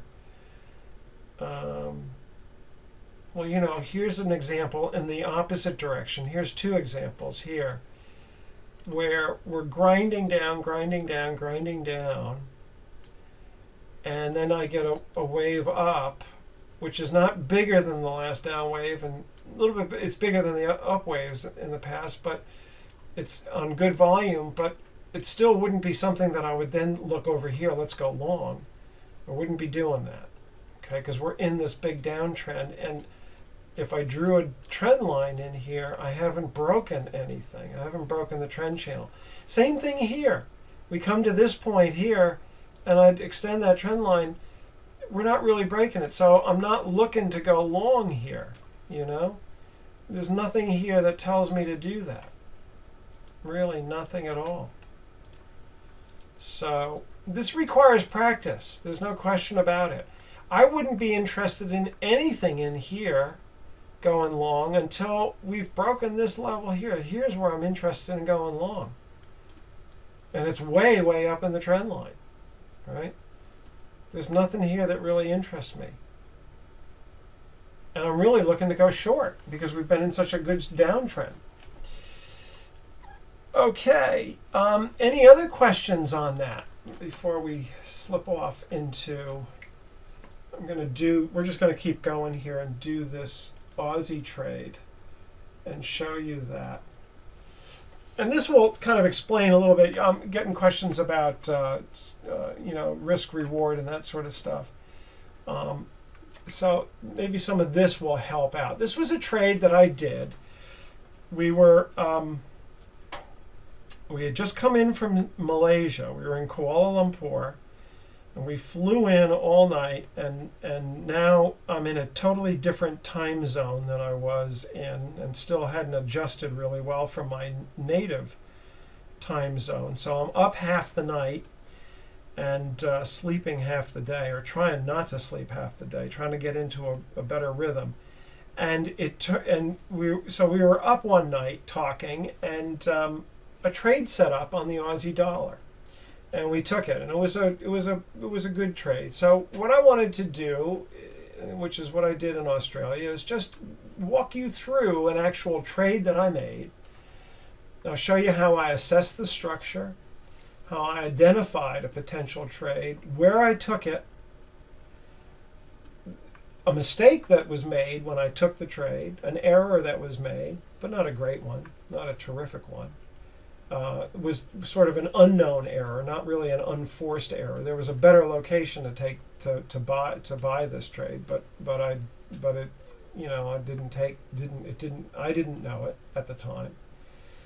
We'll talk about good money management in here and how I manage the trade as well. And then you'll see in this that there was a lot of noise in the background and how we focused on the process of the trade and not what the results were. Okay, I'll explain that as we go along, and you'll see. So when I looked at the Aussie dollar, here's just a bigger term view of the structure. And I can see here that this thing is in a huge trading range from whatever this level is to whatever this level is. So $1.05, I think, or $1.10 down to 89, give or take, right?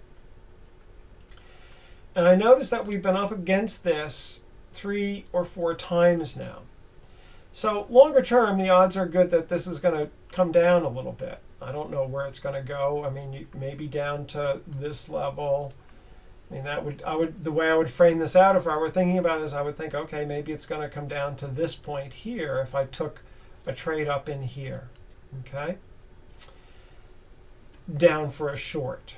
If I'm thinking longer term, that would be the play, to try to get 6 or 7 cents out of this move down here from this point up here, which is around 110, down to this point here, which is about 1.0, or maybe a little bit bigger than that. So maybe I'm looking for a 5-cent move, which would be a pretty good move in the Aussie dollar on a swing basis, okay? But I wasn't trading this on the swing. I'm looking at this on the intraday. And what we were looking for was a couple of day trade. Or looking for a day trade to begin with, and I thought if it worked well, then I would try to hold it for a couple of days and see if we couldn't get it back up to retest around this level here. So I was looking for maybe a 2.5, 3 cent. We were down here at 103. And maybe a move up to 105. So I was looking for 2 cent move here. Would have been a nice move in the Aussie dollar. So what I was looking, but I wasn't expecting it to go up any higher than that. That was the main, the play that I would go for if we could get it, see if it could go back up and test here. Okay.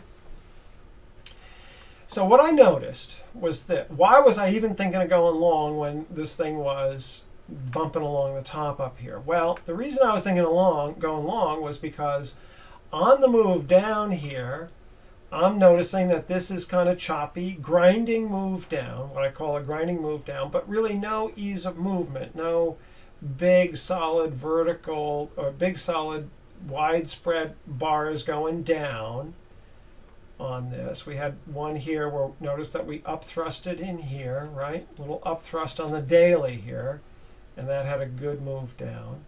And we came down here and for some reason stopped. And look at the move up. 1, 2, test bar in here where it comes down and tests on very low volume. Drive up. Tests underneath here. Drives up. So I've got a situation in this market where in the immediate background, in the immediate structure, I have good ease of movement up as evidenced by these price bars in here. Okay? We get to the top and notice a lot of volume comes in. We get to that 105 level and some good volume comes in, and it's bigger volume than anything we've seen. That's supply. There's a change in behavior, right? And we come down and notice at this point we hold here at this 10290 level. We had that level here, and then we held here. Okay? So immediate background, ease of movement up, and suddenly we're finding support at this 10290 level. So I'm curious about this. And I want to look at the intraday. So I look at my wave chart. This is a 5,000 tick bar chart.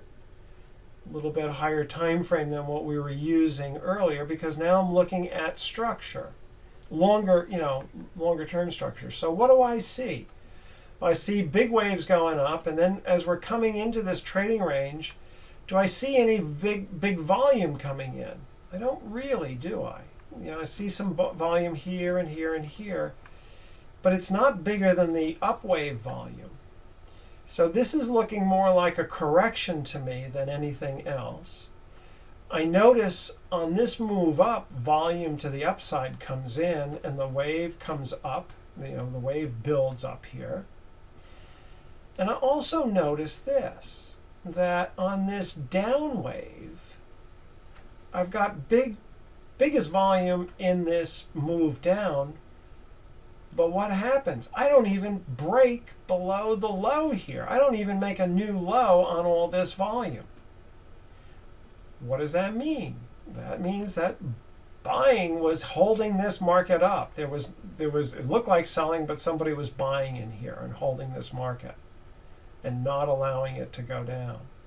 Okay? Everybody see that? Yeah, no result for the effort. No result for the effort. Okay, everybody see that? It's very subtle. This is a more advanced understanding, if you will, of the Weis wave. But there's a lot of effort to go down here and no result for that.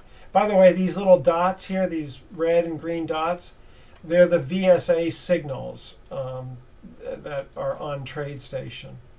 I'm not going to go into those tonight. They are certainly useful. Certainly useful for learning this method. The Trade Guider software is very good for that. So we come down and we finally do break down below the lows. And this is roughly where we are, right in here somewhere. When we were looking at this chart, Fiona and I were looking at this. We were at her partner's place there, Greg's place, and we were up late, and so we were looking for a possible trade, and I saw this, and look at the light volume. And we didn't get a pickup in volume here as we broke. We didn't increase over this volume. And on the last wave down on this higher time frame, we get hardly any volume coming out at all. So I'm looking at this and saying, boy, an aggressive spring is a possibility here, because this is that 10290 level here and here and where we are here now. And I noticed that buying count, good buying came in off of that here. And I also know that good buying came in off of that here, because even though we don't get the volume, certainly the spreads just popped right up here. So I knew that this was an important level. Okay, looking at the structure. And all of this is going on. I haven't taken the trade yet. This is all my preparation for looking at a trade. Okay. So I'm looking to make a spring trade. And we started looking at this. Now this is New York time, that's down here, but roughly when I took this trade, it was about 4:30 in the morning Australian time. So whatever, that's at that green arrow, that bar at that green arrow, that's when I took the trade. So whatever time we were looking at this, I think we might have started looking at this around C here. We watched this all night long looking for a trade. So let's talk a little bit about this. As we come down and break, this is the dotted line, is that 10290 level that we knew is good support, where the market popped off of it a couple of times. So now I'm down on a 1500 tick bar chart. Okay. And we might have used a 500 to initiate this trade. I don't even remember now. We probably did, but I don't know if I show that or not in here, but in any event, we were also trading off of this for the most part. And this became my intraday structural chart. So I can see I've got a good sized down wave here, and suddenly the down wave shortens. As we break down below this key level of 102.90, the down wave shortens. Well, I'm interested now as a potential spring of this. Also notice that the volume has gotten slightly lighter, but it's about the same amount here, and the wave is smaller. So that's telling me that somebody's buying in here. Remember that effort versus result idea? There's effort here in the volume, but the result is not a big wave down. So I've got some shortening of the thrust coming in on this B wave. Okay, so now I'm looking for a change of behavior. I was hoping I'd get it here so I could have gone to bed, but it didn't happen. We push up, and what happens? We get supply, we get an inability to rally above there, and no volume comes in to the downside, right? And so what happens? We come down to see less volume still. And I don't see an increase in the downside wave. What I see here is it's getting smaller. Again, slightly smaller than B, the wave down to B. But I still don't have a change in behavior. I still don't have, there is a spring here, but it's not good enough for me to take a trade here. We saw it, we looked at it, we talked about it, but it wasn't, I didn't see this. I didn't know if this market was going to kind of roll over and just kind of drift down at this point. We had tried twice now to get above this level, and it didn't happen. And I had no real reason to go long here. We had, some of the VSA signals. We have a test. All this is either no supplies or tests, which is positive, but still no reason to take a trade. We rally up here, and again on no volume. We come down on this D wave. Kind of interesting because it's at the same level as the spring with no volume there. But still, I don't have a real reason to take a trade at this point. We rally up, and then we come down to E. Now, this is interesting to me. Now I've got a reason. Why? Because not only do I have shortening of the down waves, but now I've got an effort to push this market down with no result. There was an effort to push this market down, but there was no result on shortening of the thrust and shortening of the down waves. There's enough evidence that buying is going on that I elected to take the trade as we pushed back up above, just before we pushed back. I think I took it as we broke here along this high because I figured we were going to break up. And I was also at 4:30 in the morning, even though I was jet lagged to a fare thee well, I was exhausted at this point and I really wanted to go to bed. I also knew that by this point, volume's coming in on the up wave. I could see this. So I was happy to get aggressive on this. And I put 5 contracts on this, which was okay for me to do on my account. It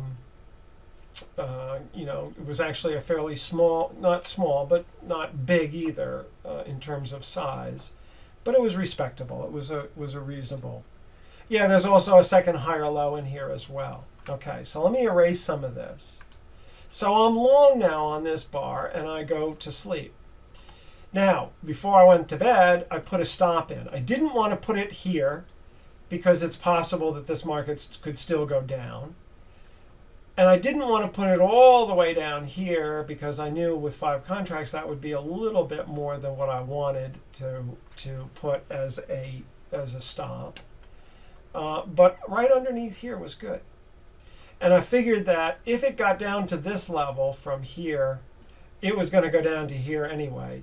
And I often do that. If there's a situation like this, I will often put it, I try to give it enough room, but I'm also, not going to put it all the way back down here so that if it goes down here, I take a big loss. So this was, if I remember correctly, this was about $1,300 stop for me. Approximately 1,300. Maybe it was 14 or maybe it was 1250. I forget exactly, but it was around this number. Okay? And typically, I don't like to put more than 1.5% and certainly no more than 2% at risk in a given trade. Okay? And this was about 1%. So you can figure what my account size is from that if you want to. But it's certainly, this was a doable trade for me. Not a big deal. Okay? So there was my money management. And I'm thinking that I could get, a good 2-cent move out of this market. And on 5 contracts, that was about $10,000. So I had, or $8,000, I think it was. So I had a good, better than 1 to 4 relationship on my risk reward. So good money management practice in here, good risk to reward on this. If it went all the way up, that was what I was playing for. Okay? All right. Everybody understand that so far? Any questions about where we are on this at this point?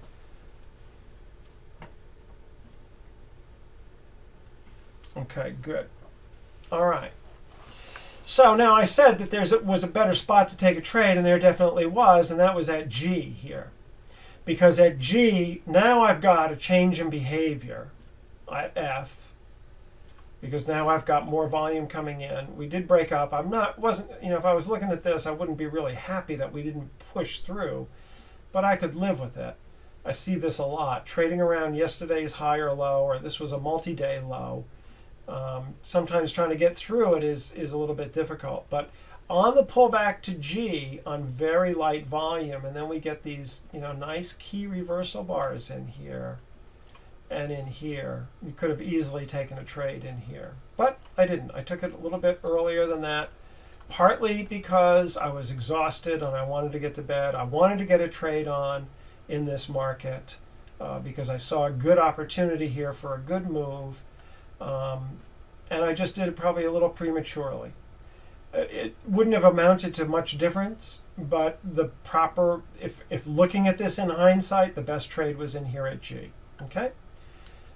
And so we don't always get, and I probably could have put my stop up a little bit closer than underneath here, but that didn't really matter either too much. So now, the market, when we got up the next day, the market, I think we were in here somewhere, and we were getting close to the close of the day, so it had rallied up.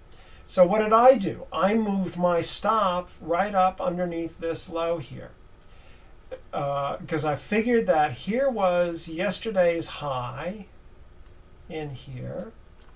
We had broken above that. It's unlikely it's going to come back down, but it might do kind of like what it does in here. So it might come down into this level in here. But I figured that this was enough of a shelf of a support, and on a small time frame, this was a jump across the creek and then a back up to the edge of the creek right in here. And so therefore, it shouldn't come back to there. So I put my stop in here, and I think we had probably about plus 600 or so on the stop. If I had gotten stopped out, I would have about $600 in the bank. So that was good. Okay. I need to go forward here. I forget what this looked like. Let me just go forward a couple. Yeah, okay, good. So that's where I put the stop. And at this point, and we'll come back to this in a minute, but at this point, people were saying, well, you've got a lot. This was about $3,000 I had in the trade now. And I was being asked, why not take it off? Okay? We'll talk about that in a minute. All right, let's look at this now from a conventional perspective. This is a 60-minute chart. And you can see here's the Asian session. It's a little bit difficult to read. That's where we were in the Asian session, right in here, which is why it was a little bit harder why we were being so patient waiting. But when I looked at the 60-minute chart, and it's often useful to do this, we're coming down, and we know that we were coming down, and this is where we started to get the down waves getting smaller. Well, when we look on the conventional bar chart, we see volume start to pick up here, and it holds. And we dip down lower, and it holds. Dip down lower again, more volume, and it holds. Dip down even lower, and look at how this is holding nicely on all of these bars. They're closing firm. They're showing that buying is stepping in. And we push up, and they weren't satisfied. They wanted more contracts. They dipped underneath. This was, I think, that spring at sea. More buying coming in. Now look at this bar. It's a down bar on the biggest volume on the day, and then it turns right around the next bar and goes up and closes firm. That's accumulation if I've ever seen it. Okay, that's a very good example of accumulation. And what they were doing was kind of sneaky. They were accumulating underneath that important low. Okay, for a small move up, but they were doing it. So that's just a conventional look. Now, as I said, as we went along here, this is where we were at this point, and this is my dome here, and you can see I got 5 contracts on. We've got an open profit here of 3,200, and you can see that I put my stop in here, and that was, I said, about 600, or I think it was maybe 640 or something like that. I had that in the bank. And now I'm being said, now Greg and well, actually at this point, even before this, I think by the time we were ready to go to bed, I had 200 or 300 in the bank here. And one of the people watching this said, well, why don't you just take $200 and call it a day? That's a good trade. And I said, well, no, because that's not my process. I'm in a trade for a reason. And the reason I explained to you on all of the detail of assessing and analyzing this market and looking at the structure and looking at that 102.90 level and looking at the waves and looking at the effort to go down with no result, and now we're starting to see some result come in. I don't want to take the trade off here. That would be crazy. I'd put risk of $1,000 on here. Why would I want to take it off at 200? Okay, so I didn't do it there. We went to bed, and the market rallied up, and now for the second, now we're up 3,200, and now another person comes in and says, well, why don't you take 3,200? That's a really nice trade. And I said, no, there's more to go with this. Why would I want to do that? Why would I want to do that? We've just broken above yesterday's high, and we've broken above that 102.90 level. This is big. This is important. We want to stay with this trade as long as we can. This is my process. And yet, I'm trading in front of other people, and there's a piece of me, there's a part of my mind that's saying, yeah, Gary, take it off. You'd be a nice hero doing that. You'd make $3,000. And that's pretty cool trade, and you could go out and have a nice dinner, right?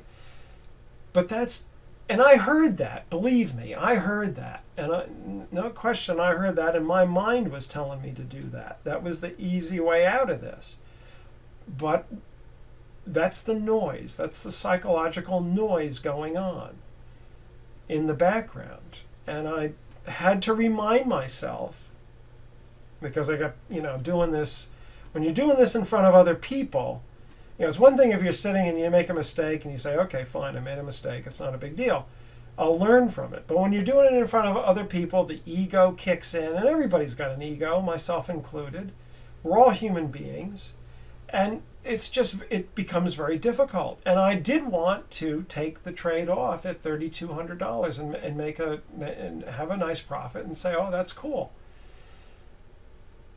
But I also know that if I listen to my mind and what my mind tells me in the heat of the moment, that it's not a good idea.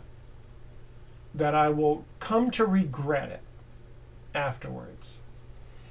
And my mantra is, always, when I'm trading, to have a process and to follow a process. And that's what I did here.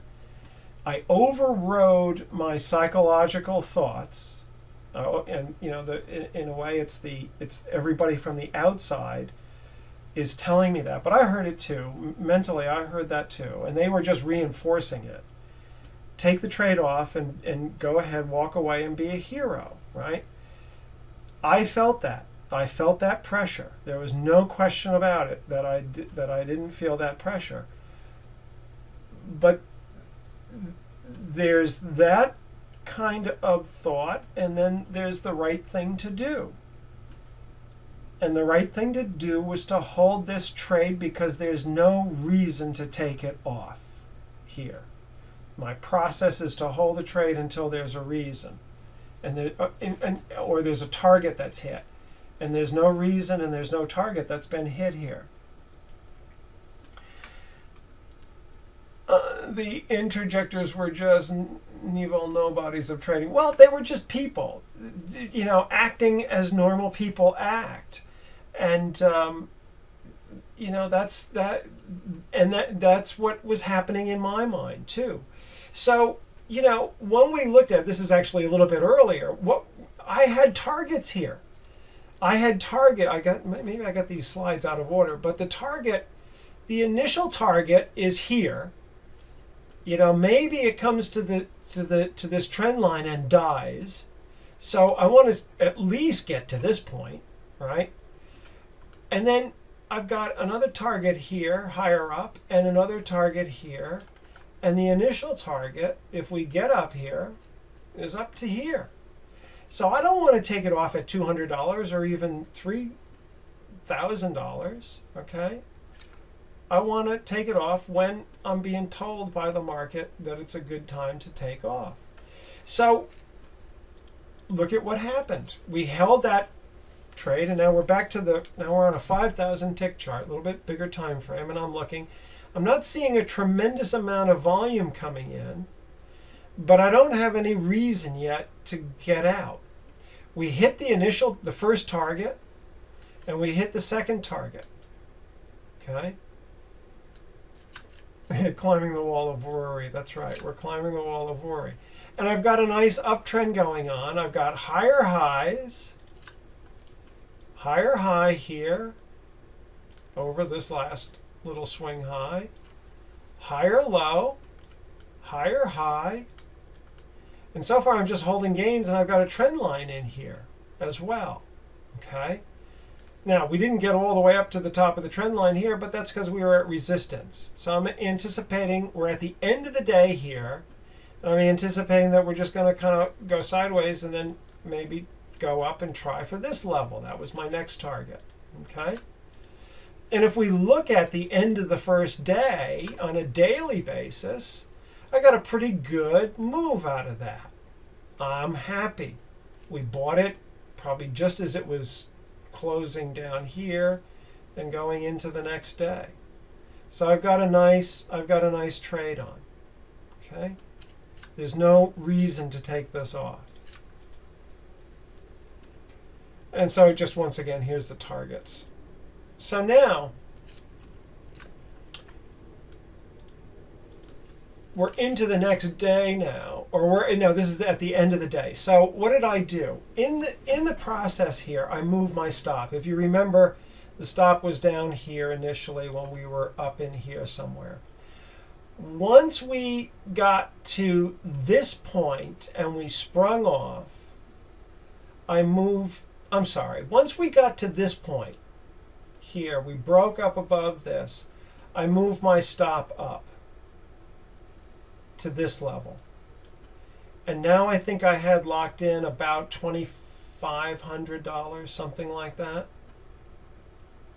And then we had a spring here, and this was an okay place to add to the trade if I wanted to, but I didn't do that. You could have added in here as well on this pullback. And there was a small spring here, little VSA signal as well, a testing type bar. But you had a small spring in here, a nice, and this was the test of the overall spring, right? So this was a good spot to take a trade. This was a good spot to take a trade, but I already had 5 contracts on. That was good enough. I was happy with that. And trying to trade with other people talking to you and talking at you, and other people wanting to go out and let's go to dinner, and I've got a trade on it. I don't want to add on, and build this up to a 20 contract project. I'm happy. I was just happy holding that 5 contracts on there and just going with that. But there were other opportunities to either go long or to add to this. Okay, and I'm still seeing pretty good movement up here. One thing as we come into the end of this day that I'm not too happy about, or that I shouldn't say I'm not happy about, but I'm concerned about, is the increase in volume on B. Okay, I can see the wave A here. We got good movement up on that kind of volume. On B, I have a slightly smaller wave up, and I've got quite a bit more volume, maybe a third more volume. Somebody's taking profits in here, but that's typical. This is the high, that first target high that we made that day. So that's not unsurprising. So I just moved the stop up to this level here, and I think by this point we probably had I think it was $3,400 worth of profit in here, something like that. 32 maybe, something like that. I don't know. 3,000, so somewhere around there. And by the time we closed on that day, and again, the noise was going, whoa, boy, you got $4,700 in the trade. Why don't you close it out? It's the end of the day. But I'm looking at the daily chart, and I'm saying, no way do I want to do that. Though I noticed the effort to go up on B, and somebody's stepping in and selling off. But I'm assuming that that's okay because we're at resistance, and that's kind of normal. Okay, however, we go now back down to we're back on the 1500 tick chart, which we were on before. Here's what happened, and I get out of this trade. Here's what happened. This is where we ended the chart on the last one. We were at the close of the day. And there's that wave B with a little effort result. And I noticed that on this pullback that I got more volume coming in here than I had all day long. Okay, so now I have some potential supply here and some potential supply here. It's not quite a change of behavior, but I'm noticing this. It's subtle, but I'm noticing it. So as we rally up, I move my stop up. So I've got $4,000 in the trade, give or take, at this point if I'm stopped out. So you see how the money management works? I move my stops up as we're going, and as I am seeing danger come into the market in terms of the effort versus result and a little bit of supply on this last wave, then I start to move my stops up tighter and quicker, right? Because as danger comes in, then I don't want to give up what I've got. Instead of keeping the stop down here, which would have been a normal thing to do, figuring that, it could come back down and test this overnight. I don't want to do that. I don't want to, because it could come down and then I could come all the way down. I don't want to give this up, so I bring my stop up. All right, so what happens? The next day, we're up around 10 o'clock in the morning, and what do I see? I see wave C go up here, and it's substantially smaller than any of the other waves up. And I see very light volume, no demand. What happened to the buyers? So I exited somewhere around here. I forget exactly what bar it was, but I said, that's it for me. As this started to come down, I think we definitely made a new, I probably closed it out right on the close of this bar, or maybe just under the close of that bar. I got out of that trade because of this. And it was nice because it didn't hold. I could have waited and just moved the stop up to this line here, But I didn't. I saw this and I said, time to exit this. This is enough of a warning now. I've got 3 things going on in here. And you can see the shortening of the thrust occurring. We have this move up to here, and then to B, right? A, B, and then C, right here. So I knew that, okay? And I didn't want to overstay the welcome. So we got $5,850 in here minus the $30 or so for the but this is the Aussie trade here. This is my statement. I took out my address and account number. You don't need to see that, but you can see that we bought I don't know why it says 8 and 3. That's unusual. Did I go overboard with that and buy and sell? I forget. But anyway, it was 5 contracts on the Aussie dollar, and that was the amount that was credited to the account. So that was the trade. Just for disclosure, I didn't send that out to you. You guys don't need that, but just for disclosure, to show you that it was an actual trade. It really was. And so here's just some comments about this, and a way that you might use this in part anyway to model your own trading. The higher time frame sets the structure. You saw that I went from a daily chart, and then I used a 5,000 tick chart, and then a 1,500 tick chart, right? So I'm letting the higher time frame tell me how to trade, all right?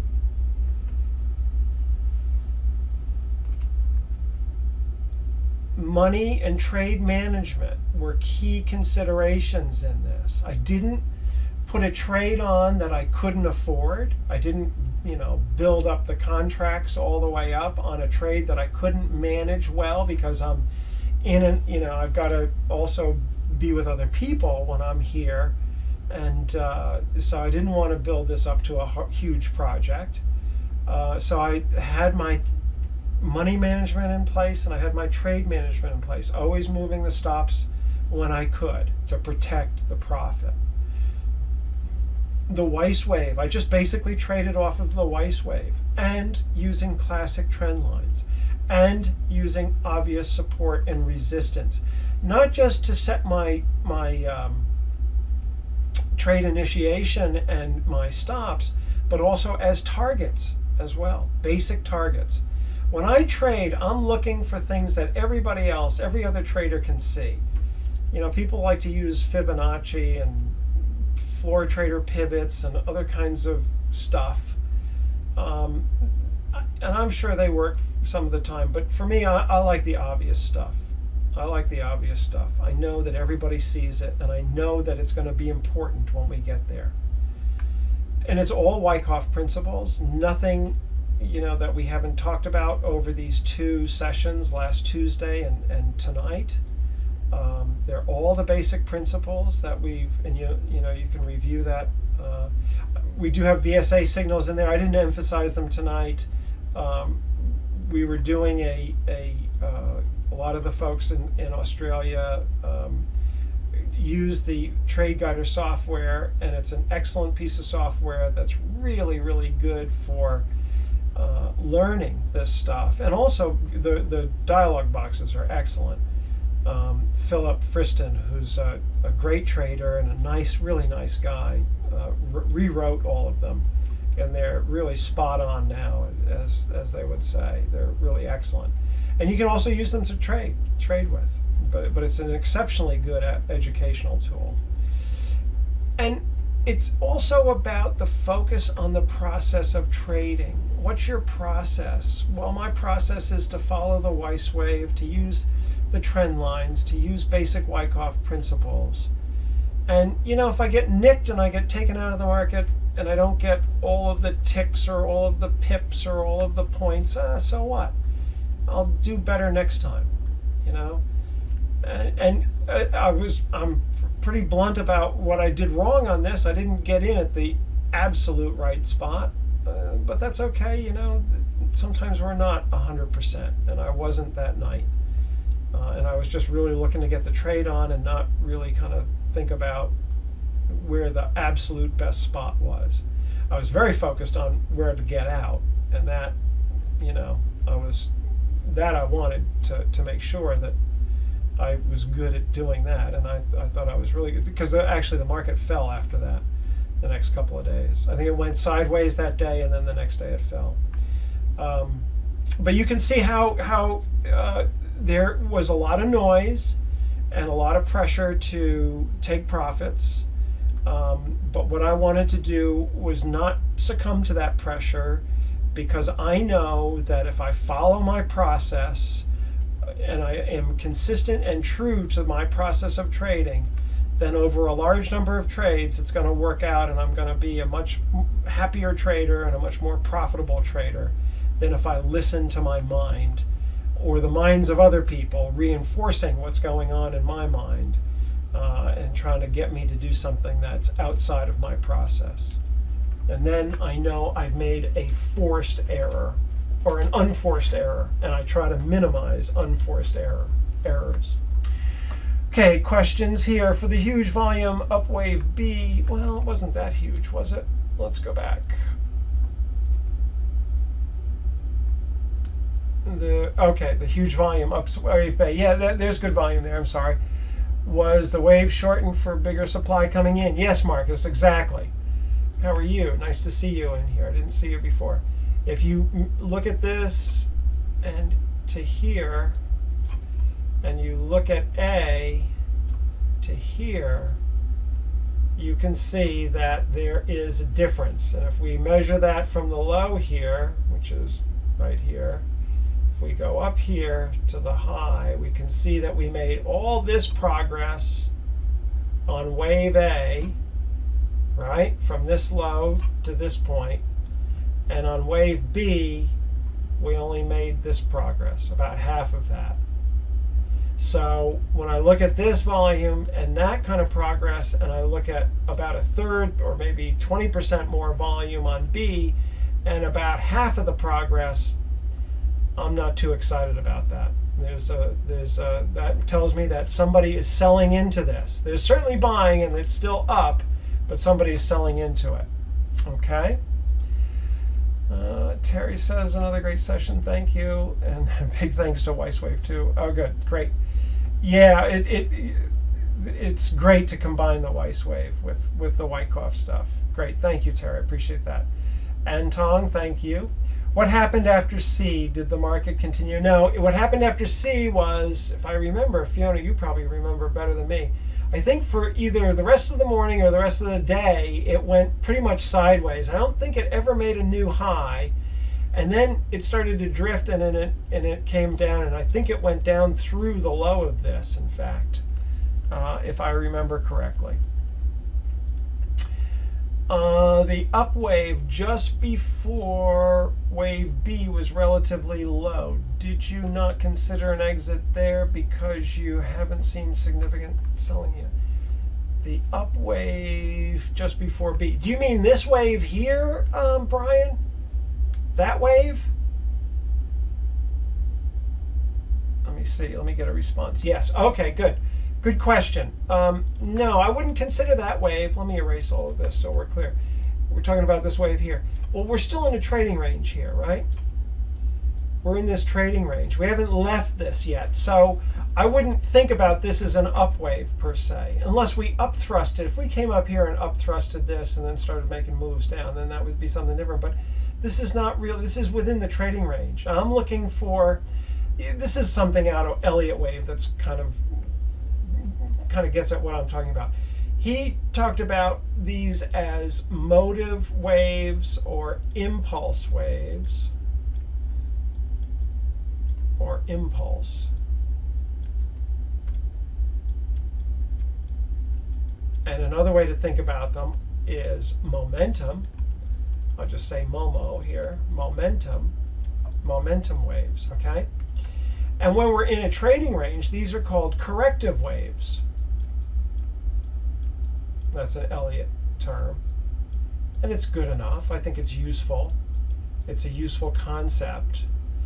So when we're in a correction, when we're in a trading range, we're not really measuring these waves per se. You can see that they're basically about the same, right? And this is a little bit bigger than this, but basically about the same size and wave.